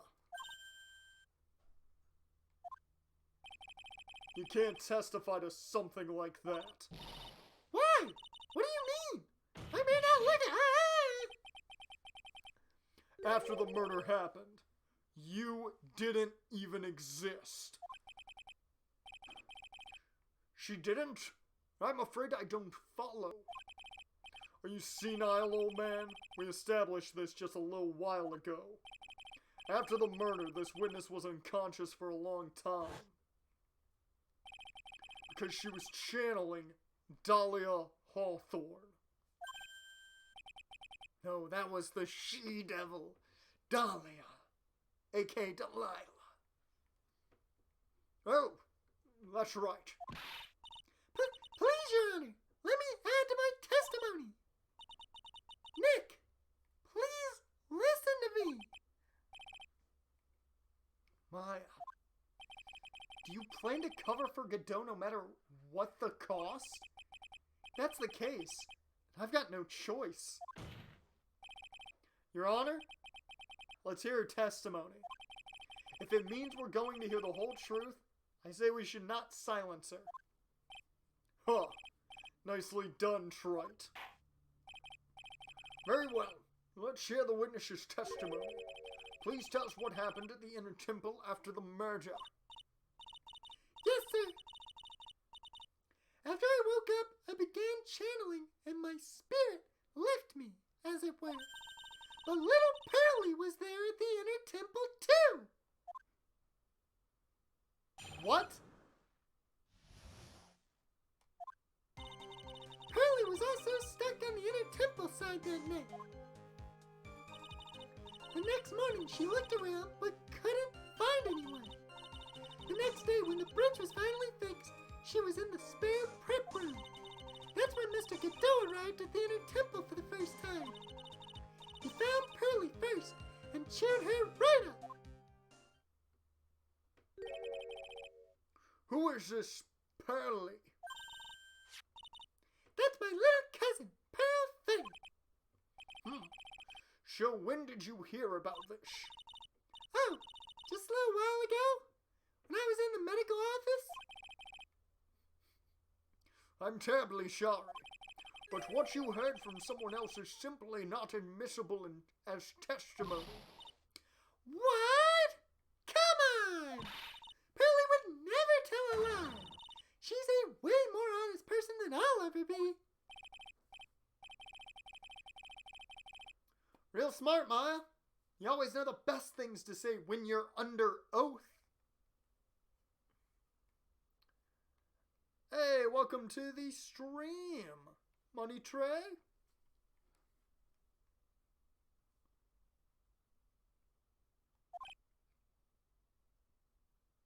Huh. The prosecution has no objection. We believe the witness. Mr. Godot. Well, it does paint him in a good picture. Of course he's not going to object. Let's just move on to the cross-examination. If the defense has no objections. This is highly unusual, but... Well, Mr. Wright. Let's get this cross-examination started.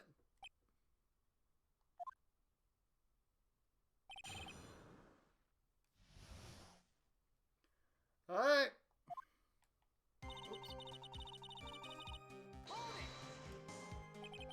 So where did you think Pearl slept that night? In the spare prep room next to the training hall, I guess. There's a rule that you can't enter the training hall during an acolyte's training. But even so, why did she go to the Inner Temple in the first place? Seems that Pearls became very worried about Maya.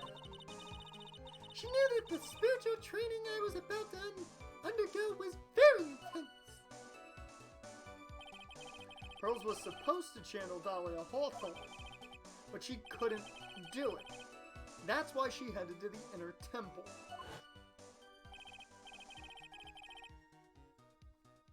However, Dahlia Hawthorne was already there, possessing the body of Elise Dunin.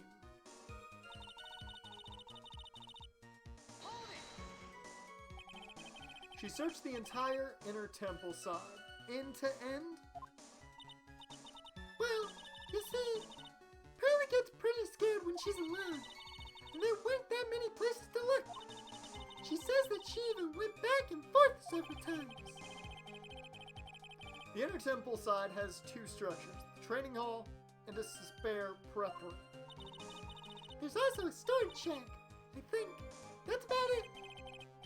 There was a storage shack too?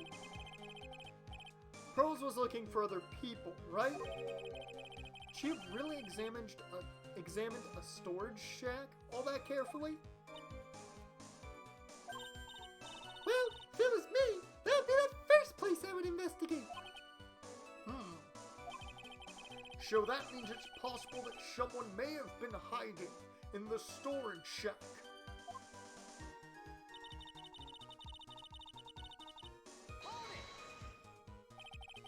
Pearls didn't hear the sound of them working on the bridge?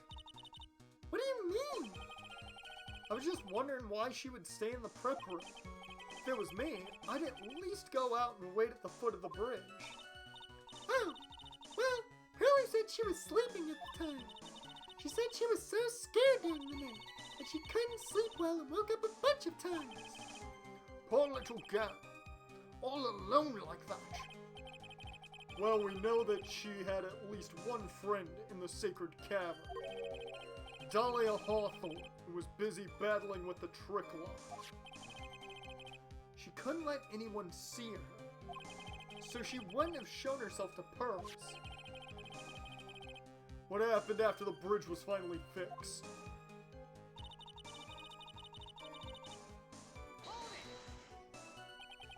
So it was your first time on the Inner Temple side, Mr. Goodell? That's funny. Am I imagining things, or did the defense ask me a question?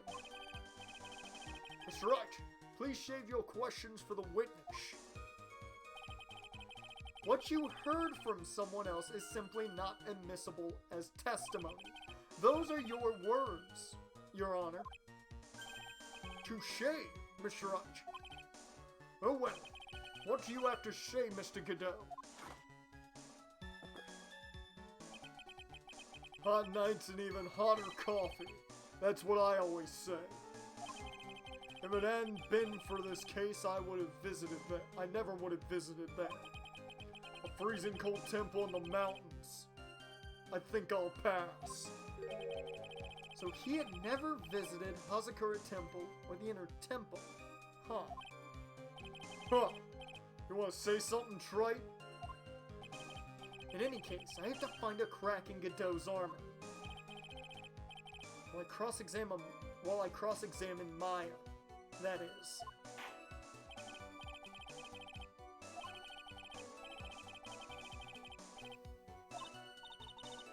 Yes, then Mr. Godot. He found Pearlie first and cheered her right up. He cheered her up? That's what Pearlie said. She said he was a very nice older gentleman. Thank you for looking after my cousin, Mr. Goodell. Jill, I was thinking you were nothing more than a coffee addict. Huh. Cut it out. You're making me blush. This guy's really beginning to get on my nerves. More ways than one. The truth is there aren't that many places to look on the Inner Temple side. The policemen were all busy going over the garden with fine-toothed combs. So I decided to carry out an investigation in my own way. Godot style. I'm the same way. I like to hand down verdicts in my own way. Judge style. Maybe I should ask some questions. Phoenix style.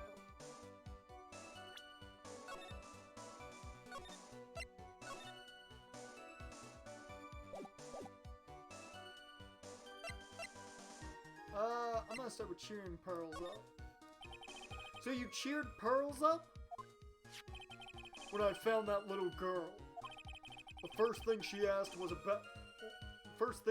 about was her cousin, Maya Fey. Phoenix style, so just bumbling around until something sticks. Yep. Really? The Bridget burned down and she was huddled up in that tiny shack with no heat. Even though she must have had a truly terrifying night out there. She asked about you before she said a thing about herself. Pearly? I noticed that you weren't anywhere on the inner temple side, but I couldn't find it in me to tell her that. So I gave her my last cup. With milk and sugar to hide the bitterness of the harsh truth. What a sweet story. I wouldn't cry, damn you. He had a thermos of coffee? Why doesn't that surprise me? There's only one thing of any importance here. Where was Godot when the murder was taking place? He must have already been at the inner temple when it happened. Otherwise, he couldn't have killed Elise Dunin. Okay.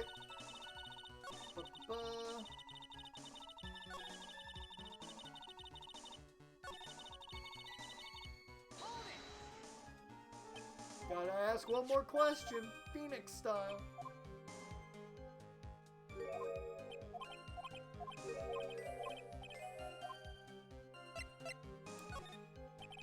You said that you conducted an investigation of your own. Did you find anything?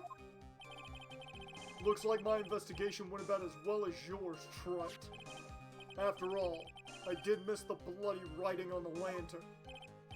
Well, I didn't miss it, so speak for yourself, Goggles. The only odd thing I discovered was the beauty in the training hall. Beauty? Misty Faye, naturally.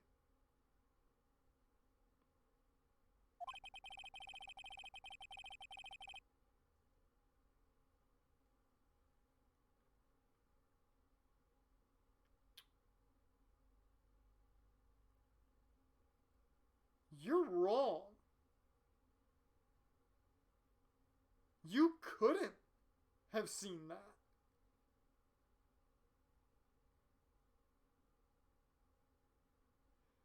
Clad in her stunning Japanese garb, surrounded by the hue and aroma of Western tastes. Western tastes? Could he find a stranger way to describe gravy?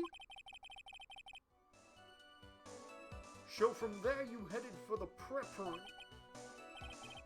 Wait a sec. What did Godot say just now? I think I just found his proverbial weak spot. There's only one thing of any importance here. Where was Godot when the murder was taking place? He must have already been at the inner temple when it happened, and he was. Otherwise, he couldn't have killed Elise Dunin.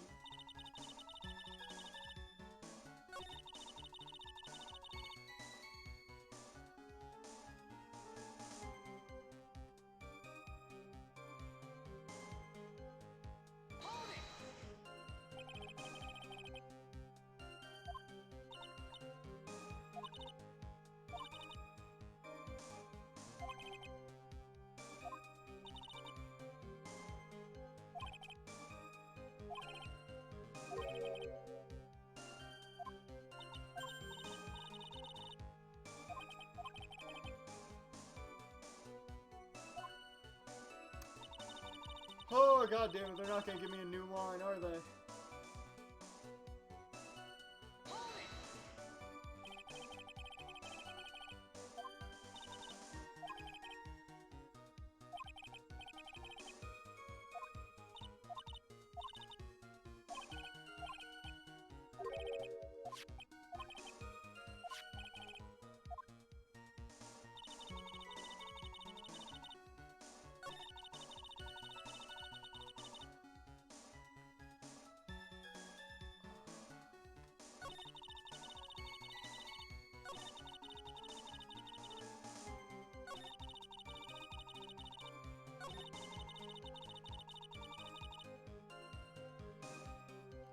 I gotta save because I think it's this, but I could be wrong.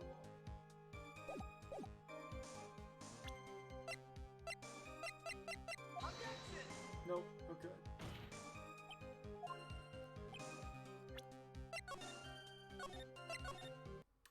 Okay.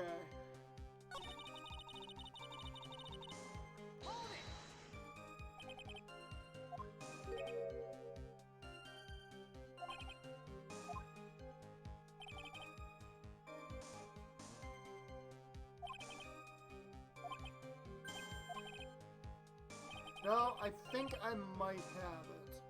I can't say I'm stuck. I'm just trying to figure things out, because I know what I've got to catch him with.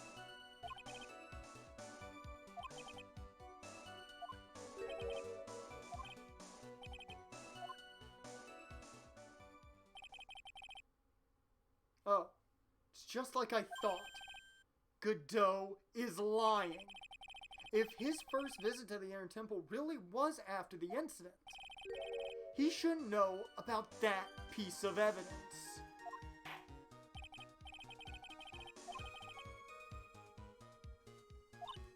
Yeah. Okay, so it is that. Okay. I figured it was this. I wanted to see if anything would change if I pressed it again now that I know. Okay. Yep. Surprisingly, it did change. I didn't think it would actually change.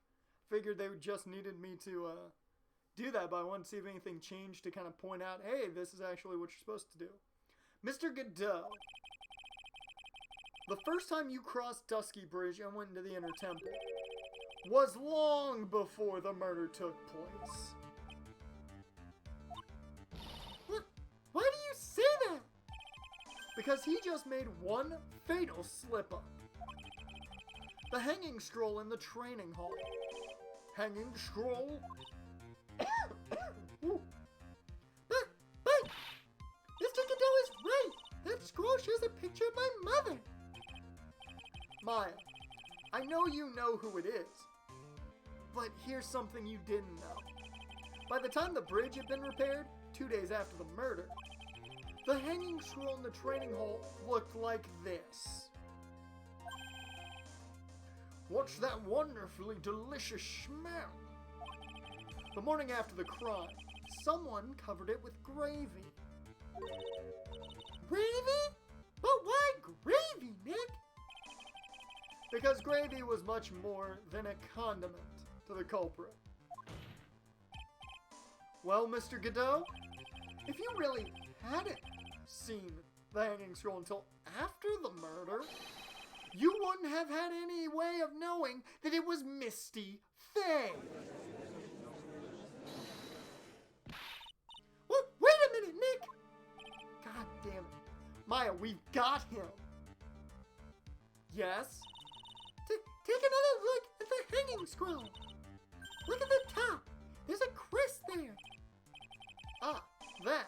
It's the mark of the master, correct? Exactly. So if you know the meaning of the mark, then you could guess that it was a picture of Misty Faye on that. No, you couldn't. True, but Mr. Godot described what was underneath like this. Clad in her stunning Japanese garb. Well, let me impersonate the man. Clad in her stunning Japanese garb, surrounded by the hue and aroma of Western tastes. Oh! Yes, it's possible that he knew what the crest meant. However, he couldn't have known that she was wearing Japanese clothing. Mr. Godot, on the day of the murder, you were hiding at the Inner Temple long before the crime took place. Flip the damn table. Can I ask you one little thing, Trite? What is it? This whole theory of yours. It all rests on a certain assumption. And you know what they say about making assumptions. Makes an ass out of you and me. That I knew beforehand that a crime was going to be committed. That's right! Otherwise, there's no reason for him to sneak onto the crime scene.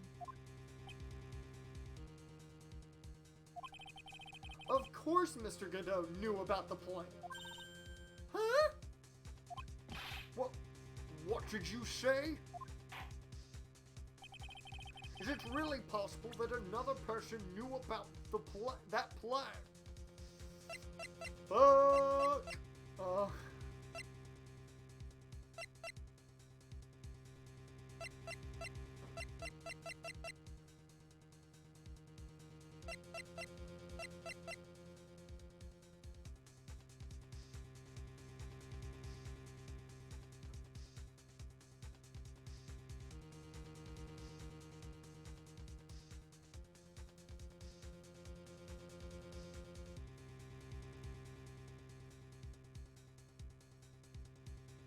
Right?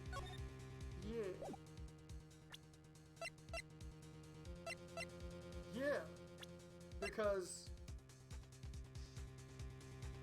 yeah, she's in solitary. She ain't gonna have a chance to, like, legitimately mail some shit. She's gonna have to get somebody to give it to. Yep. It's one of two things, I think. This crime was actually planned over a year ago. Morgan Fay authored the plan for her daughter's future. And these instructions were hidden somewhere in Fay Manor for a year. However, by the time little Pearls found these instructions, they had already been unsealed. Unsealed. Yes, the killer had read these instructions long before Pearls ever found them. That's how he knew the crime was to take place at the Inner Temple. And you still insist this crafty killer is me? You bet I do. But you just said that the instructions were hidden. That's right! Mr. Godot couldn't have known where the instructions were hidden. If he really wanted to know, he had one great chance to find out. Yes. And when was that? During a visit. A visit? Morgan Fay told her daughter, Pearl, about where the instructions were hidden. During one of her visits to the detention center. That would be the only time for someone to have learned where they were hidden. Eavesdropping on a visit at the detention center? Yes, it could be arranged if you were someone with easy access in and out of there. Like, for example, a prosecutor such as Mr. Godot. Uh-oh, he's making the angry face. Boys, I think we got him. Order! Order! Order! Mr. Godot, you're under fire again! This murder could not have been carried out without prior knowledge. And you were the only one that could have acquired this information before the murder.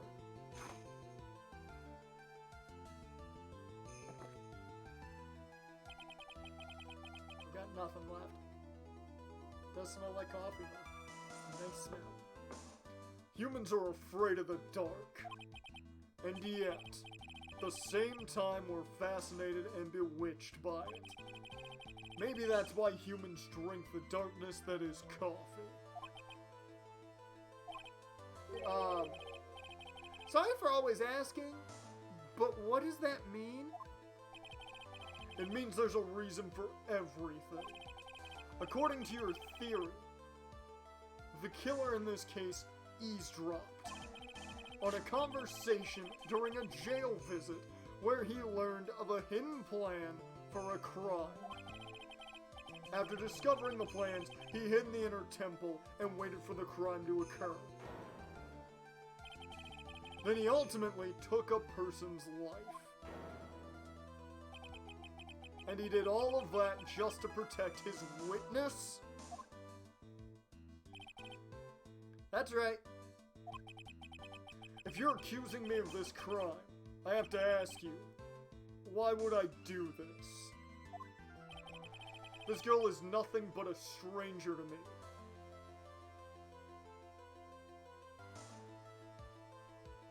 I'm sorry. I'm sorry. You knew a certain somebody that she knows very well. And that you have vengeance. It was at this moment he knew. He fucked up. Yeah, perfect timing. Perfect timing. Perfect timing. Good redemption timing, Addison. Good job. I've got no reason to go through that kind of trouble to protect her. I am what you see. I am certainly not the type to rescue the damsel in distress. The killer's behavior is certainly extreme, for lack of a better word. Even considering what the killer wanted to protect this witness's life, his behavior is still a little too unnatural. However, you had a good reason, didn't you, Mr. Goodell? An unshakable reason that forced you to protect this witness at all costs. I knew it! You figured it out, haven't you, Nick? Maya, I guess you were doing your best to cover for Godot. For the same reason, huh?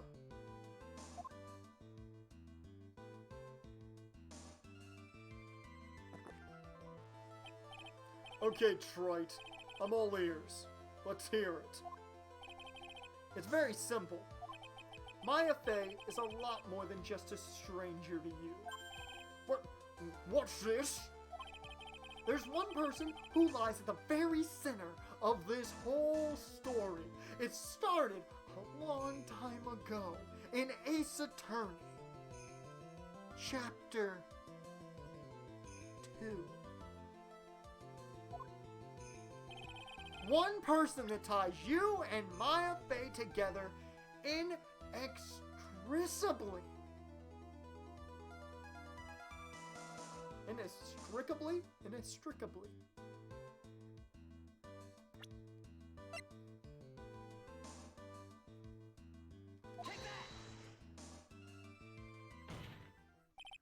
There's a very good reason why Maya Fey's life is so precious to you. After all, she is Mia Fey's only sister. Mia Fey. You once worked alongside her. That was when you were a defense attorney. Wait a second here. Mr. Godot is a defense attorney? With your honor's piercing intellect, you must have figured it out by now. The real name of this man who calls himself Godot. His real name is Diego Armando. Isn't that right?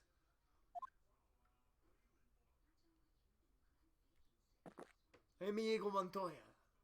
You killed my father. Prepare to die. The last time someone called me by that name was over 6 years ago.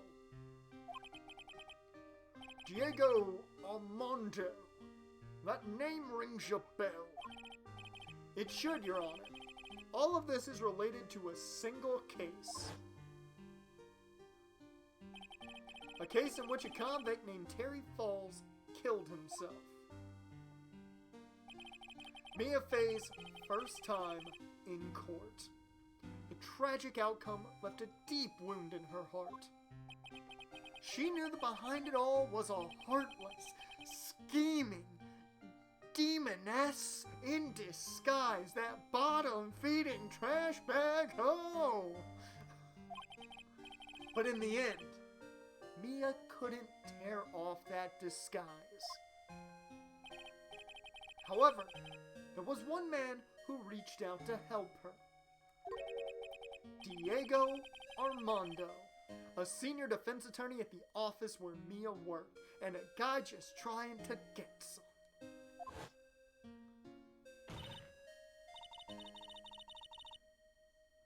I think we read that.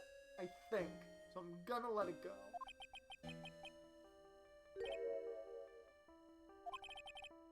Yeah, we did read this.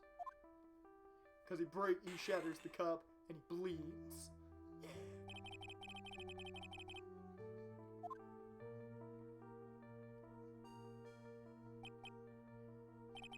I gotta say though, I do love this stance. More people in games should do this stance. I was moved by her. The way she put all her faith in her clients. That pure, sweet heart of hers. That's why I could never forgive Dahlia Hawthorne. Mia and I thoroughly investigated that fake kidnapping incident. Then one fateful day, Dahlia wanted to meet with me. It had been 6 months since the trial. We met in the courthouse cafeteria. Oh, I just remembered! 6 years ago, right here in this courthouse, you were poisoned!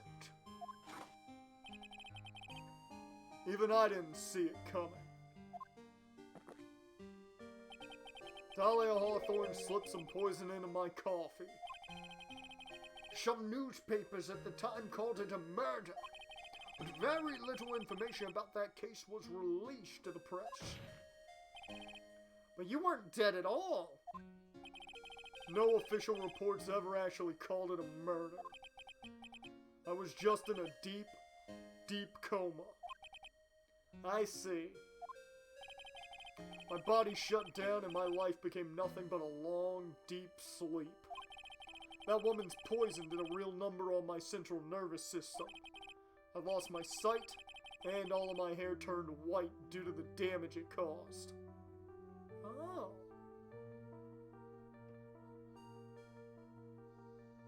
Did not see that being the reason his hair was white. I just thought he was older. That's terrible! Apparently it was a miracle that I ever regained consciousness. 5 years had passed since I drank that poisoned brew. Then one morning my eyes flew open from the smell of a doctor's cup of coffee. That is the weirdest reason for somebody to break out of a coma, but I'm here for it. For 5 years. You were asleep for 5 years. Man's had some weird Marie Antoinette syndrome. Oh, Lord. And the worst possible news was waiting for me. Oh, yeah. Oh, it has been a while, hasn't it? Mia Fey was dead. From the very moment I opened my eyes, I'd already lost everything I thought I had. The woman I loved had been murdered. The woman I loathed had been sentenced to death. The woman you loathed. The woman who had spiked my scalding hot coffee. Dahlia Hawthorne. Okay, so he was angry that he never got a chance to convict her. Not gonna lie, I like that. I like that he was mad that he never got that opportunity to get back at her. I kind of like that. Now, there's no reason to take that and be pissed off at my boy Phoenix, but, you know, understandable. Huh. Good old Mia. She didn't let me down. I just think he was angry that she ruined a good cup of coffee. Yeah, probably. Probably. No one could know, yeah. She got her revenge before she checked out. In the end, there wasn't anyone waiting for me when I woke up. That's so sad. For someone like me, for someone who had slept away their best days, there were only 2 reasons left to live. And it was for those 2 reasons that I decided to become a prosecutor. If I may ask, what were your 2 reasons to live? The first was you, Trite. Huh? Me? If I hadn't drank that stupid poison, Mia Fey never would have died, much less the way she died. Or much less the way she did. You were the only one who was there to protect her. But you let her die. It was all your fault. It wasn't like that. Not how that works, Goodell. Yeah, exactly. I wanted to see for myself what kind of a man you really were. So that's why you became a prosecutor. My other reason for living. She goes by the name of Maya Fey. Huh? You mean me? You were the only way I could make up for the sin of not saving Mia. 1 year ago, when the Karain Village incident was resolved, it was obvious that Morgan Fey was planning something. Whatever her evil plan was, I was determined to stop it. My role as a prosecutor put me in the perfect position to do something about her. So, okay, let's tie this up kind of in a bow. The guy's an anti-hero. He did the wrong thing, but for the right reason. But he did the wrong thing. He tried his best to be an anti-hero. That's how you overheard Pearl's visit with Morgan at the detention center. I knew that the time was drawing near. Since I knew the plan, I thought I could foil it. My goal was to outwit the plan. Thought if I could do that, I could keep that girl from being caught up in it. That makes sense.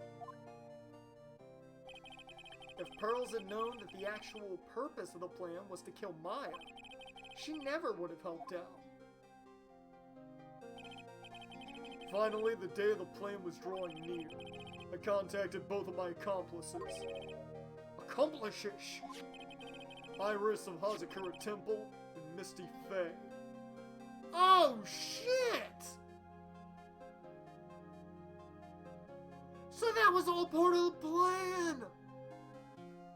What an M. Night Shyamalan plot twist! Fuck! I didn't see that coming! I especially needed the help of Iris. She was to take the fall in my backup plan in case we couldn't control Pearl Fey. But, how did you contact my mother? She'd been missing for almost 20 years! Officially, yes. What? What do you mean officially?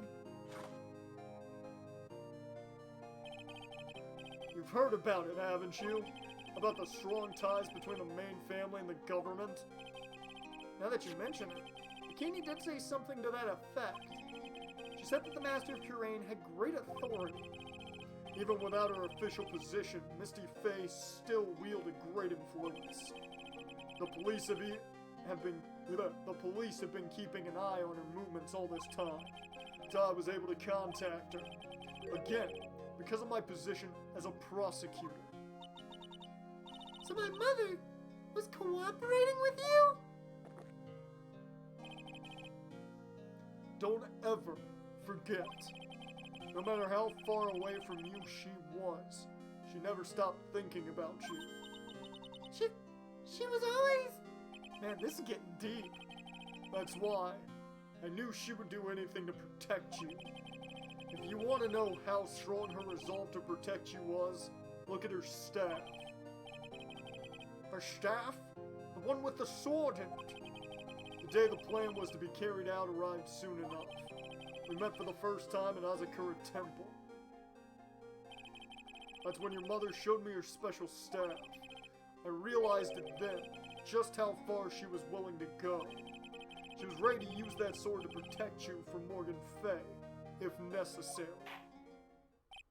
Yes, even if it meant paying the ultimate price. Mother? That night, the night of the crime, there was just one way to stop Morgan's evil plan. You mean Pearls, don't you? We had to make sure she didn't channel Dahlia Hawthorne. Oh, it's raining. And it's windy. We're getting some Elsa right now.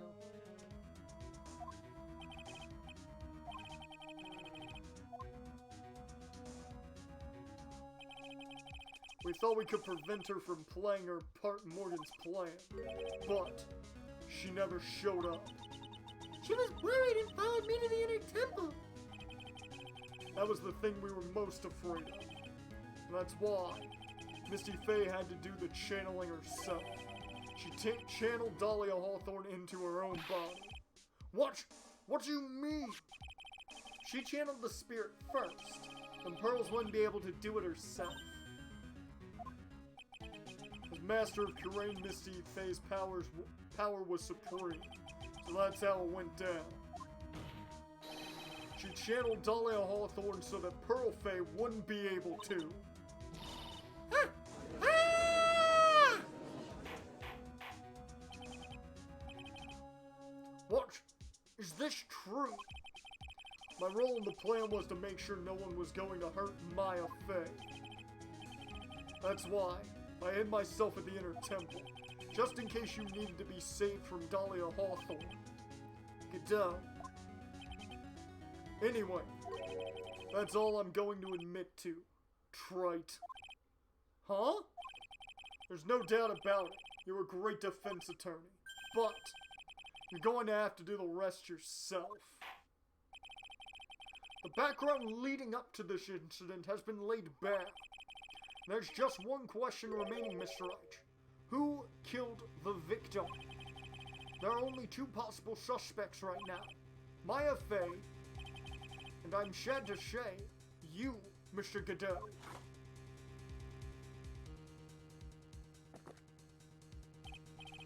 Well, Trite, if you're the real deal, then finish this thing once and for all. Show us beyond a shadow of a doubt that you can finish this on your own. No! Nick! Please! Don't! Maya. I heard the whole thing from my sister in the medical office. That's why I have to protect Mr. Godot. I can't do it. I can't testify against him. After all, he's the man who put his life on the line to protect Mia. And me too. Maya, I know that. Nick. But even so, it doesn't absolve him of his crime. Please, Maya, testify. Oh, my brother, testify. Don't do a little Devon there. Miss Faye, your testimony, please. This is the final testimony. Don't bother trying to hide anything, because I'll know. I want to hear the truth from your own lips. I understand. I'm sure you're right. I'm ready now, Nick. All right, young lady. Tell us about the moments before you lost consciousness. What exactly happened at the time of the murder? Woo! Woo! Oh, we're getting to the nitty-gritty, the very end.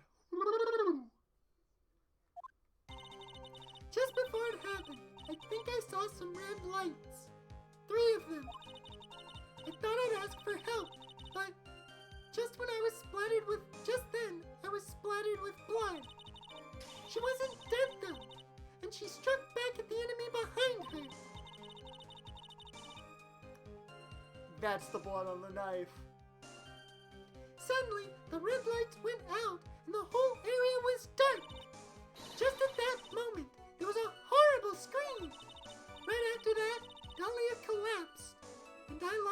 consciousness. Yep. So the blood on the knife. The blood on the knife is his. What are you talking about? There's still 3 more trials. Don't you do this, Jared. Don't you do this to me. I don't know if you're wrong or right. Don't you do this to me. These red lights. I thought you said you don't remember seeing them.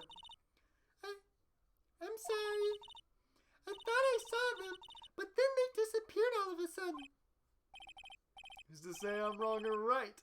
Oh, I see what you did there. I see what you did there. And I approve of that. I approve of that. Good. You know what you get? You get a big old thumbs up. Big old thumbs up. Huh. Things break, trite. Even the best of theories. I don't know what you mean. Who was it that stabbed Misty Faye? Looks like you still can't prove it. I literally can prove it with the piece of evidence that a ghost gave us. Maya is telling the truth this time. I know it.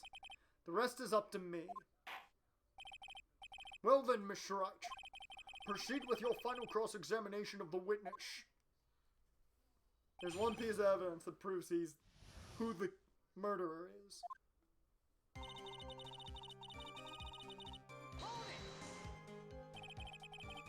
Light shining in the dark? I don't think you could make a mistake about that. Yeah, you're right. I think I saw them, but I can't say for certain. And I can't tell you for sure they were from Mr. Godot's mask either. Don't get the feeling she's covering for him anymore, but I might as well press harder. But just after that, you turned towards the lights and called for help. Isn't that because you thought the lights were coming from Mr. Godot's mask? Yeah, I guess so. Maybe that's what I was thinking at the time. But I can't remember. After all, it was a person I couldn't identify in front of me. Well, his life was in terrible danger at the time. No way she can remember the details of the scene perfectly. Alright then, let's go on with the testimony. What did you do when you saw the red light?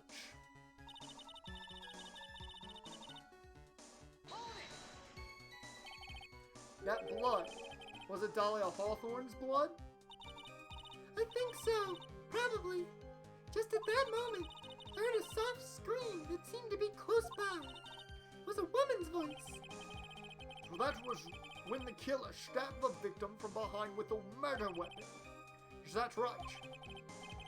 Without a doubt, Maya was in the middle of a really dangerous situation.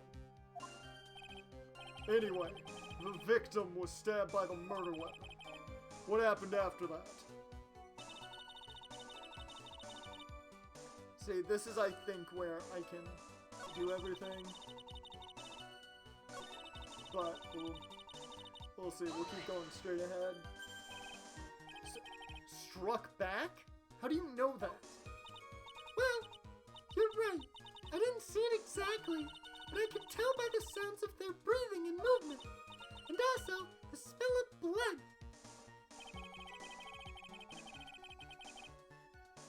You have witnessed more horror than any young lady should ever have to in one life. Show them. What did you do at that point? I couldn't move. I could just barely make out their shadows moving in the dark, but I had no idea what to do. Could you still see the red lights you mentioned earlier? Yes, I think so, but... Okay. They went out? Yes, suddenly I couldn't see them at all. What could it mean? The red lights were coming from Godot's mask. And they went out right in the middle of a fight. Maybe the mask was damaged. Or maybe it was knocked off. Or maybe the batteries ran out. Right, Trite? Or maybe those little red pinhead-looking lights just stopped working. What could have really happened then?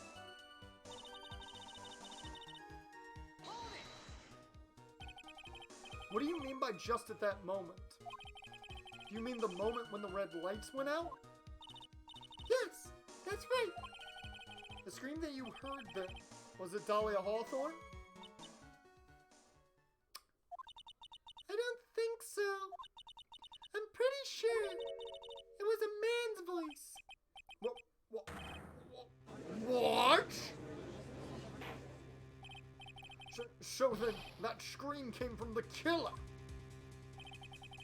That's gotta be it. I think Dahlia Hawthorne must have taken the blade and attacked the killer with it. Then the killer let out a scream of pain. Huh. After that, the killer stole the blade back and delivered the final blow. I guess. Oh no, I know the murder weapon. Well, Miss Wright, seems to make sense to me. Sounds like a reasonable deduction, but I still kind of wonder. I'm gonna keep going right now. I think that's exactly how it happened. Of course, after all, my deductions are always almost always, certainly, always correct. Almost certainly always correct. That's weird wording. Alright, let's go on with this testimony. The killer and the victim were fighting ferociously. What happened then? Alright. And what about the killer that stabbed Dahlia? I'm sorry, I don't know.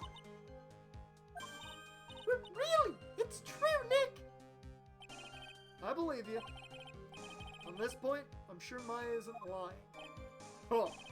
It appears that the darkness has proven to be your undoing, Wright.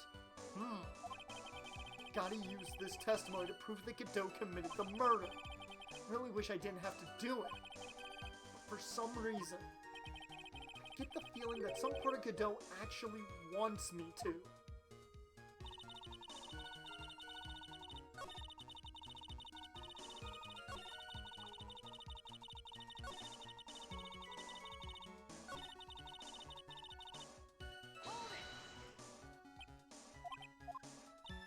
Yep.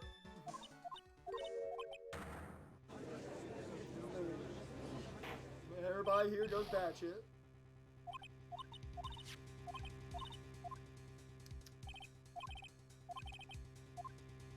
There's a contradiction.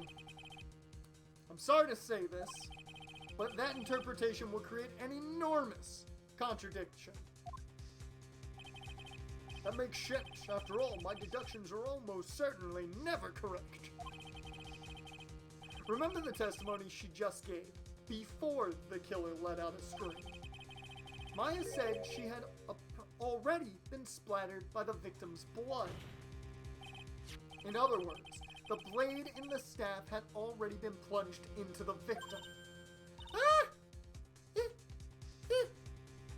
Is that right? She couldn't have struck back with a sword that was already stuck in her body. The weapon that caused the killer to let out a scream must have been something other than the staff. If you're so sure about it, then don't keep us waiting any longer, Trite. There's only one thing I can think of. Could have been used as the weapon here. If Dahlia Hawthorne had already been stabbed in the back by the staff, what could she have used to strike back at the killer? The weapon she had already said she had used and that you pointed out.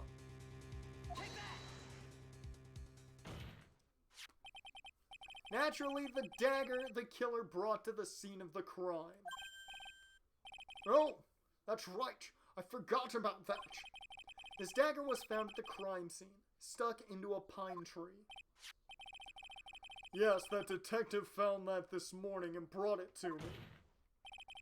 Dahlia Hawthorne struck back at the killer with this, and she managed to wound him as well.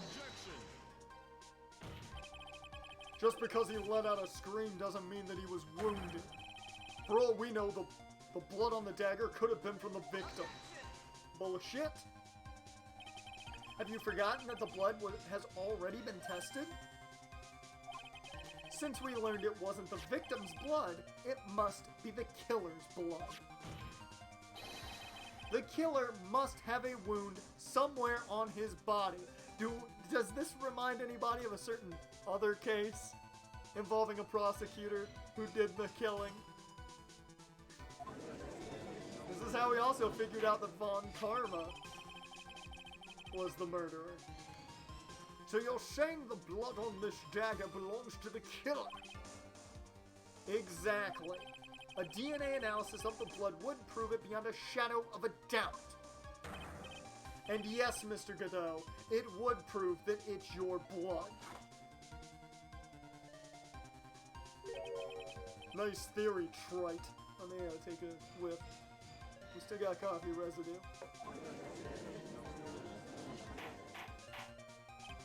Order! Order in the court! Is this the end?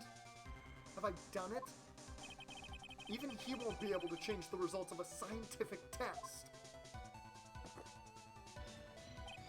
Huh. Let me ask you something, Trite. Let's just say that it turned out that I was the killer. You really think I would be stupid enough to leave evidence like that? What? Just think for a second. This dagger was found this morning by a detective and brought to me. There was already blood on it, correct? But even so, I was the one who brought this dagger here to the courtroom. Yes! What does that prove? Well, if I really were the killer, I could have washed the blade off and then planted another person's blood on it. The dude can't see red! It can't be. In any case, there's one thing I can guarantee, Trite. That blood, it doesn't belong to me. Not a chance. What? In any event, it seems to be established that the killer was wounded. All right then, witness, continue your testimony. Well, wait a minute! What's the problem? I probably shouldn't say this, but there's a big contradiction in Nick's explanation. Maya? This dagger, he said it wounded the killer.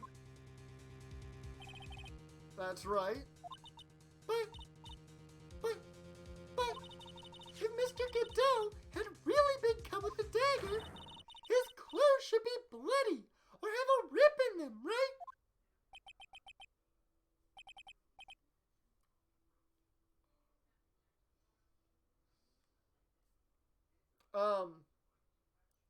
Maya? Maybe he just changed his clothes? That'd solve the contradiction pretty easily. What are you talking about? It's not that simple at all. Remember back to the day of the murder. Everyone that was on the inner temple side got trapped there. That's right. Oh, shit, she's right. And once the bridge was fixed, and the police headed for the inner temple, Mr. Godot was already there, waiting for them. He never had a chance to change his clothes. Fuck, she's right. Order! Order in the court! Well, maybe he brought a change of clothes with him. But no one could have predicted the lightning strike that shut down the bridge. Why would anyone have brought a change of clothes? Did the judge take smart pills during the last recess? Well then, maybe the killer took off his clothes before he committed the murder. That way he wouldn't get any blood on them. That's impossible, Trite. You know how cold it gets up there late at night? After a few minutes with no clothes on, you'd be frozen solid. Fuck!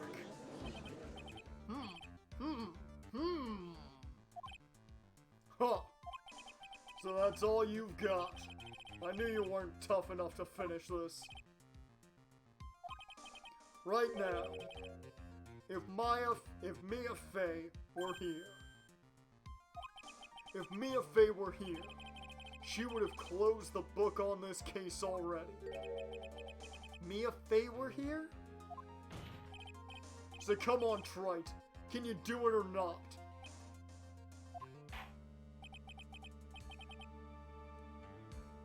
You'll be frozen solid? This is California, not Alaska. Could be up in the mountains of Big Bear, though. It gets pretty cold up there. Snows up there, so I don't know the temperature, but... How about it, Mr. Wright? Let me save just before I have to make a decision on things. You've accused Mr. Goodell of being the killer. But can you prove it? Have you got even one piece of evidence?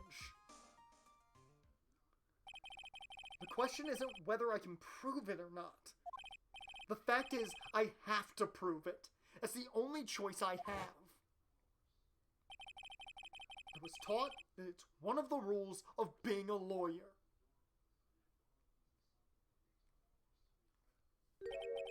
I can prove it. I'm going to bring your magnificent vengeance to fruition, just as you want it. Huh. That's good. A fighter till the bitter end, Trite. Since there's just one piece of evidence that can prove your point, why don't we go for the unlimited penalty?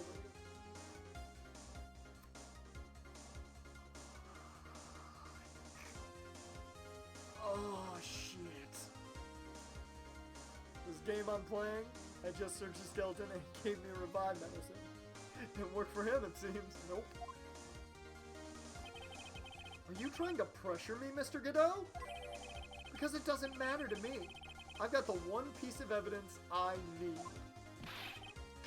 Give me a break. You've got nothing, Trite. So what do I do with this at a time like this? Just get closer. It's simple. Gotta think outside the box and approach this from a different angle. Alright then, Mr. Wright. Let's hear what you've got. There's one thing I've demonstrated in the previous cross-examination. The killer was wounded.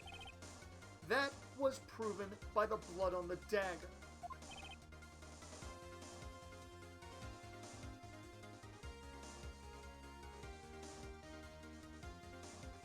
But we decided it was impossible for him to have such a wound. If he had been cut by a dagger, there should have been a blood stain on his clothing. Oh shit, look at that. Hey Jan, you mind? Since you do enjoy doing the stabby stab, how about you use the murder weapon? There we go, use the murder weapon. There's one place the killer could have hidden his wound.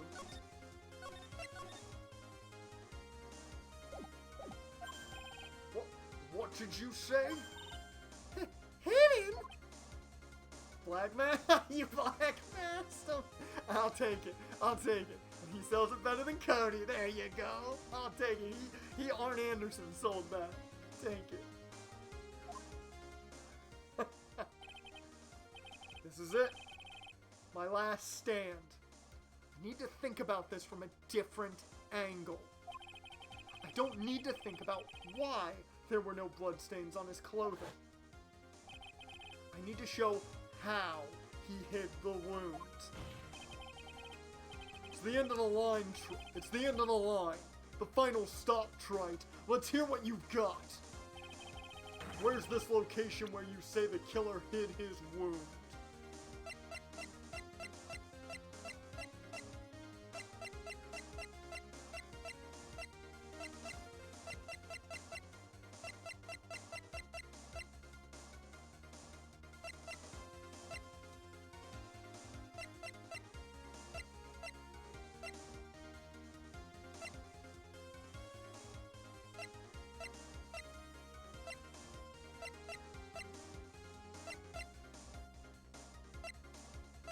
Now, Jaren, all I need to know is it a piece of evidence? Is it a literal piece of evidence? Or because, like, my brain is going one way, and I just need to know that. That's all I need. Because I think I've got it, but I could be wrong.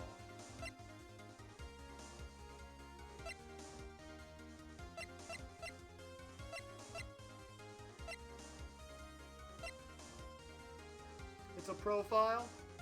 Okay. That's what I thought. That's where my brain was going. That's where my brain was going. Because technically I don't have the piece of evidence. Because someone has it.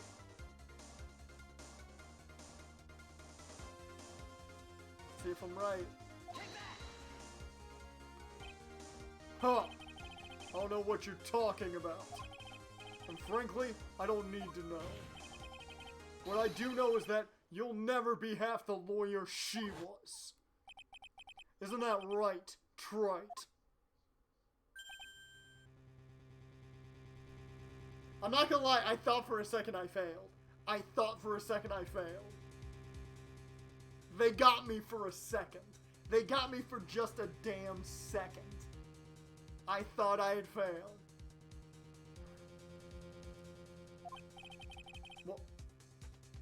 What was that just now? Mia?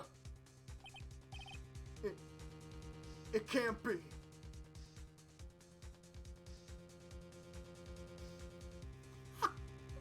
Well, really, I'd probably say, oof, what we doing? Godot's up there though, 5 years. He was in a coma thinking about it, so yeah, maybe Godot. It can't be. You're living on. Through him? Even as we speak, you're still hiding the wound.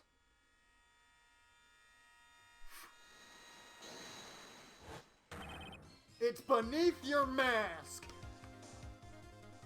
That was my thought from the get-go. Like, the second he said he was the killer was hiding the wound, I was like, the only evidence we have of something that can hide a wound is his mask. So it has to be he got stabbed in the eye or something. Start a whole world war in order to trap everyone in a dream coma in order to... Yeah. Okay, yeah. He went a little further. Just, he was only stuck in a coma. But yeah, no. I'd say Obito is truly more of a... yeah.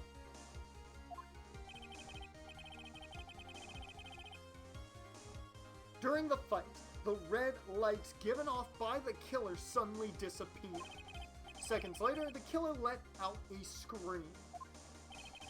That's right, your mask went flying off your face. Mr. Godot, would you mind removing your mask? If you have a dagger wound under there somewhere, then I'd say this whole case is solved.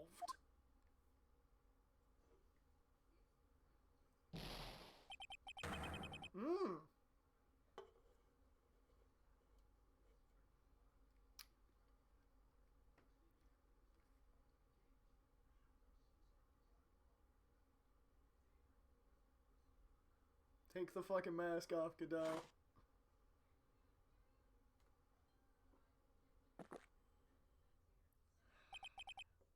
Just now, I saw her spirit in you. I never liked you. 6 years ago, you helped the woman who put me to sleep by hiding her bottle of poison. Now time for the next trial, where Larry is suspected of killing Sister Bikini. And then, while I was sleeping, you let Mia die. But you didn't care. You just kept living your pathetic, happy-go-lucky life. He even had the nerve to follow in her footsteps as a lawyer. I can never forgive you. That's what I thought. Mr. Goodell? But I was wrong about you. I knew it from the very beginning. The truth is, the only person I could ever find, the only person I could never find it in my heart to forgive. Malachi Black has officially put pen to paper and signed with AEW. Well, there we go. Was me. Oh, there it is.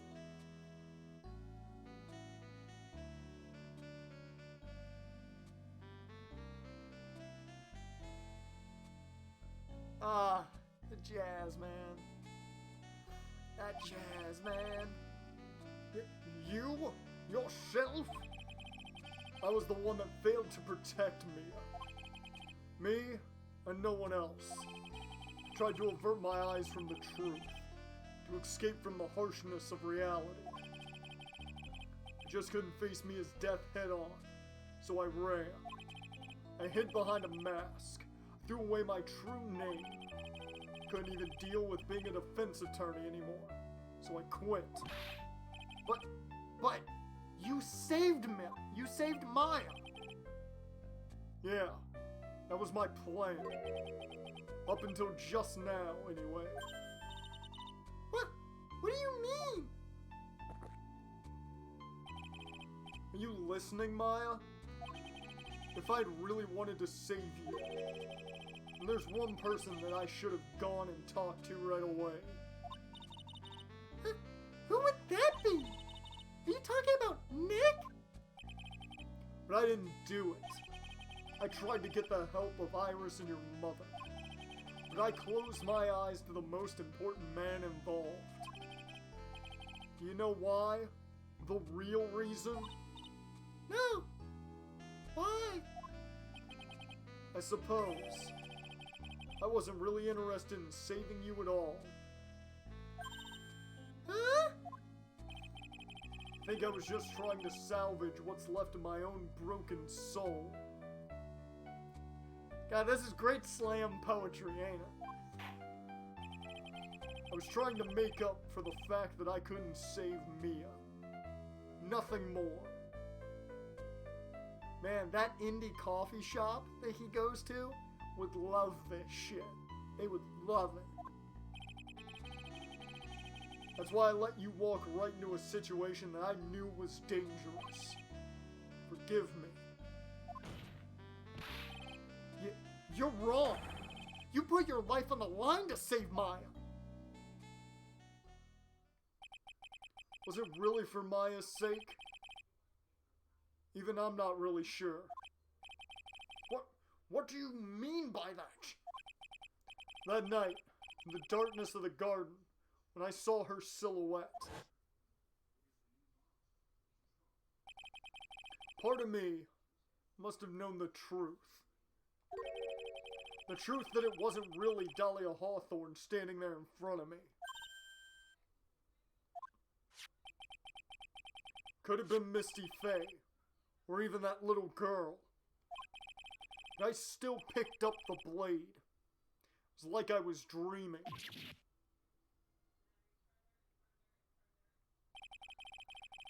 I'm not sure exactly what was going on in my mind at that point. Was I really motivated by the pure desire to protect Maya Faye? Or was it something else?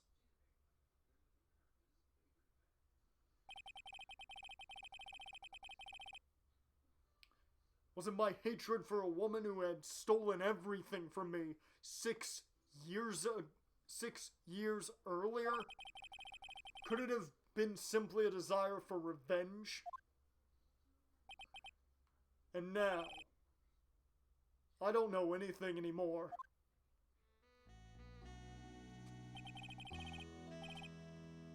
I did learn something today, however. I finally realized that I was the arrogant one.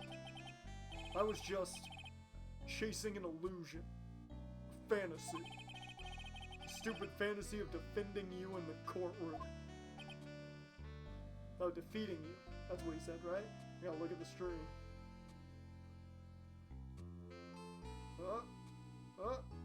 Yeah, defeating. Wasn't defending. I read it incorrectly. You were the one who made me realize my folly. You never ran away from Mia's death. Instead, you picked up where she left off. As a true defender of the people. In that one moment, I understood everything. I'm not gonna lie, this is bringing a tear to the eye. Mr. Goodell.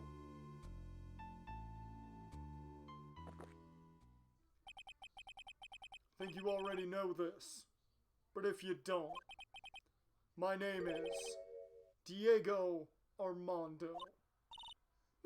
Mr. Armando! I believe in you! I know you were trying to save me! Oh, there's the wound! Thanks.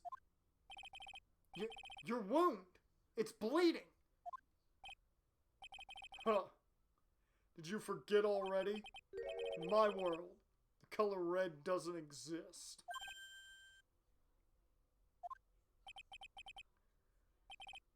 These must be my tears. Tears? Ever since I woke up from my coma, I think I've been waiting for this very moment. Mr. Armando! You do well to remember this, Maya. The only time a lawyer can cry is when it's all over.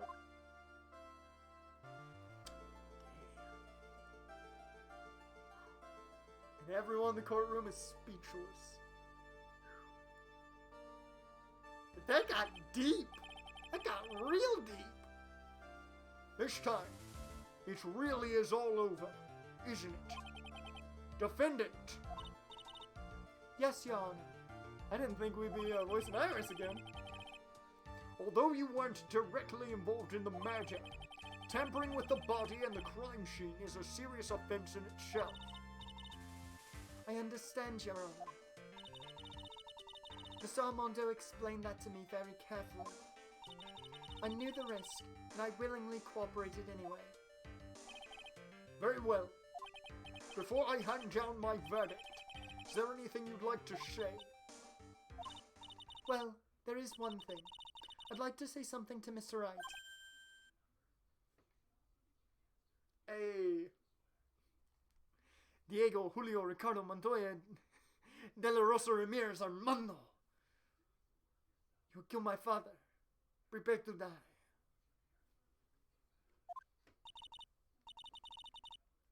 I want to apologize to you. Apologize? To me? For what? For the case 5 years ago, of course. You ain't gotta apologize for your sister. You ain't gotta do that. I just remembered. Weren't you poisoned by your own lover? Not exactly, but yeah, something like that. Even now, 5 years later, I can hardly believe it. She was going to do it.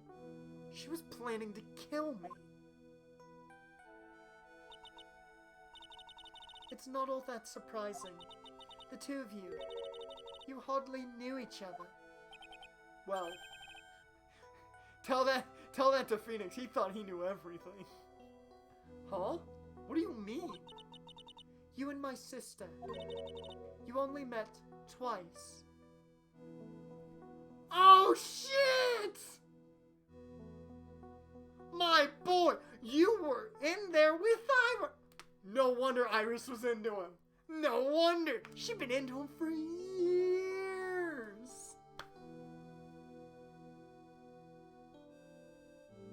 Now that's a good plot twist. I like that one. I was waiting for that feature. I was waiting for that reveal. I mean, that's great. That's good. I was wondering how she knew him then. Huh? But we only met twice? The first time you met was on that fateful day.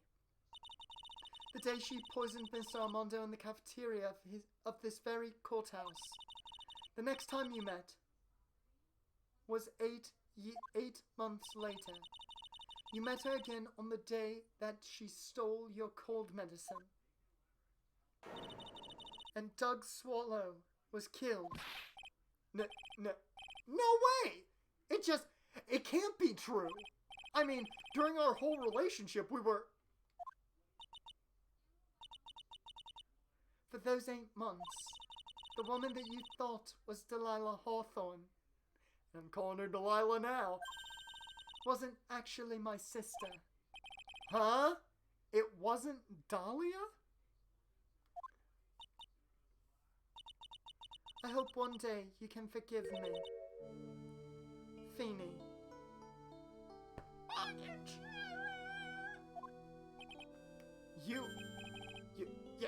You mean? That's right. I lied to you for 8 months. Bruh! Bruh! But why? Why would you do such a thing? What do you hang about, Jaren?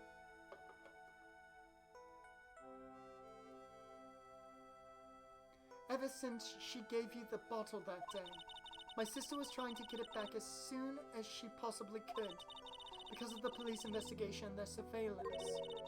She couldn't move about freely. So that's why you... Yeah, Phoenix didn't actually date a psychopath. That's true. That's true. He was dating a nice girl. My sister. From the beginning, she was prepared for the worst. Prepared for the worst? She thought that you might somehow discover the truth. That's why she was always ready to deal with you at a moment's notice. You mean she was ready to kill me? Don't you?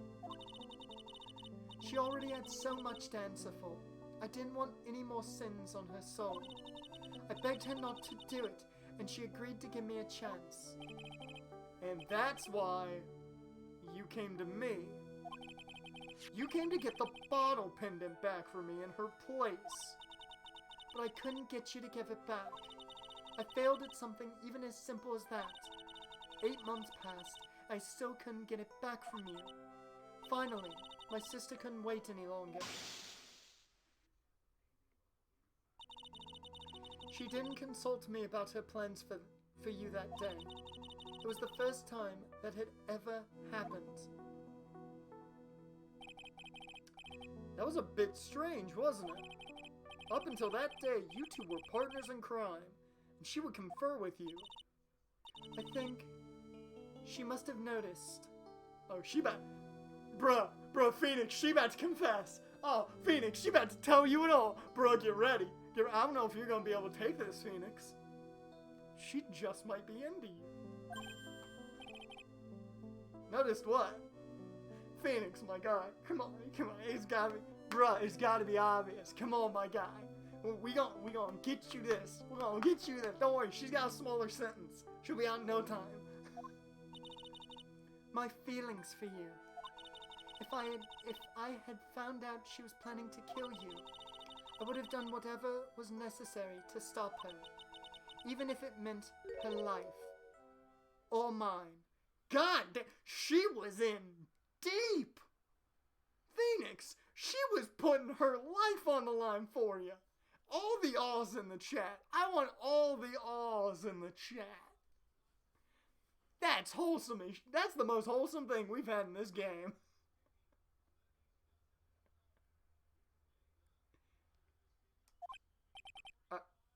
Iris. After spending those 8 months by your side, my feelings towards you, they changed. Oh.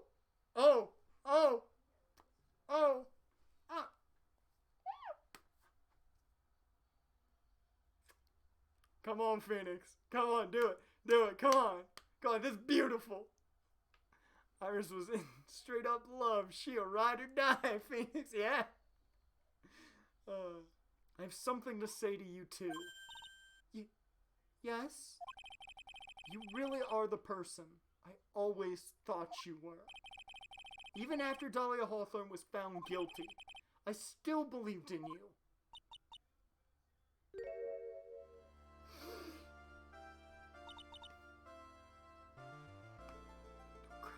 You told yourself you wouldn't cry. The emotions, man. Phoenix finding love. So good. Thank you.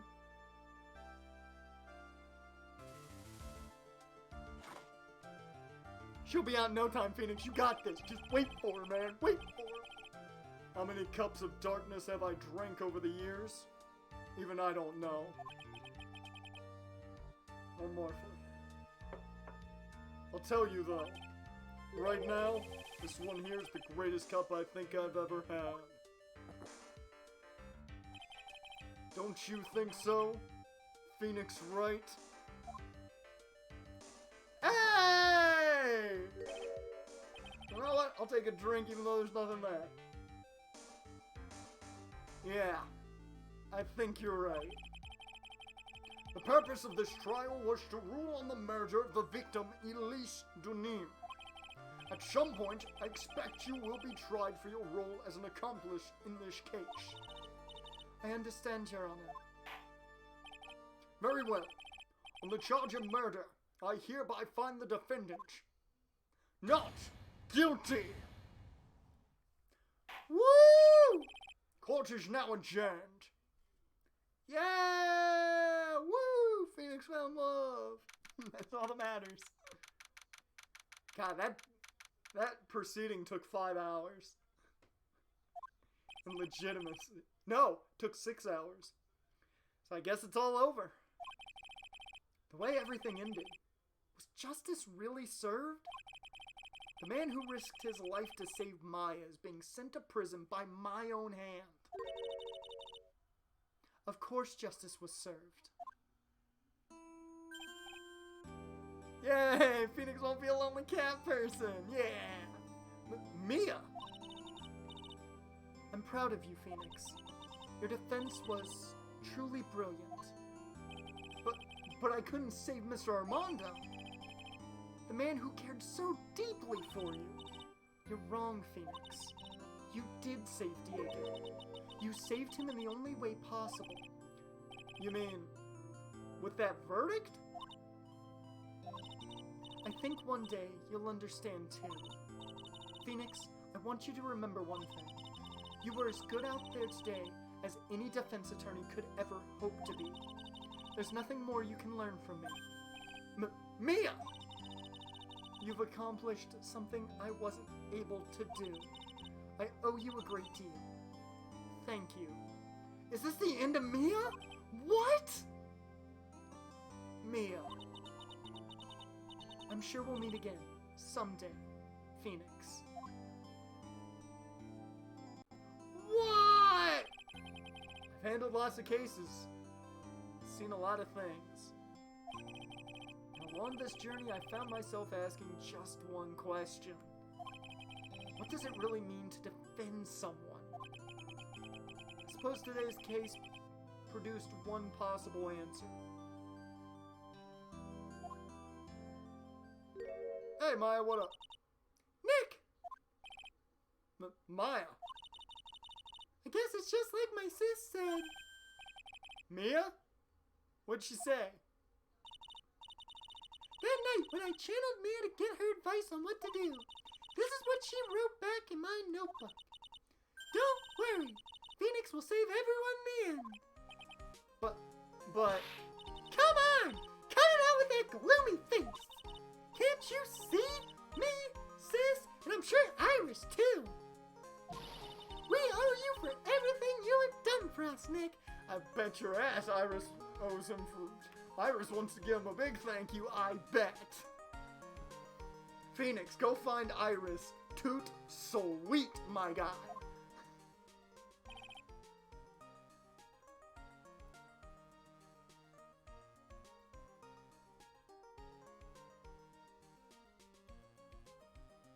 Does my internet have to shit the bed now of all times? Yeah, right at the end. Right at the end. Man. Oof. What? Why am I dropping frames? It might be my internet shitting a brick. I am dropping frames like crazy. Why? Why? This can't happen now. Not now. Not now. Why am I dropping frames like crazy now? It says my connection is fine, but I am dropping frames like crazy.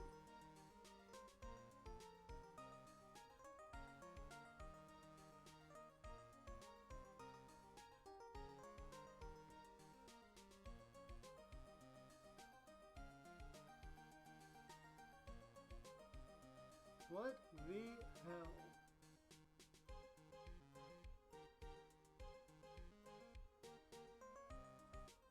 This makes no sense. Why am I dropping so many frames?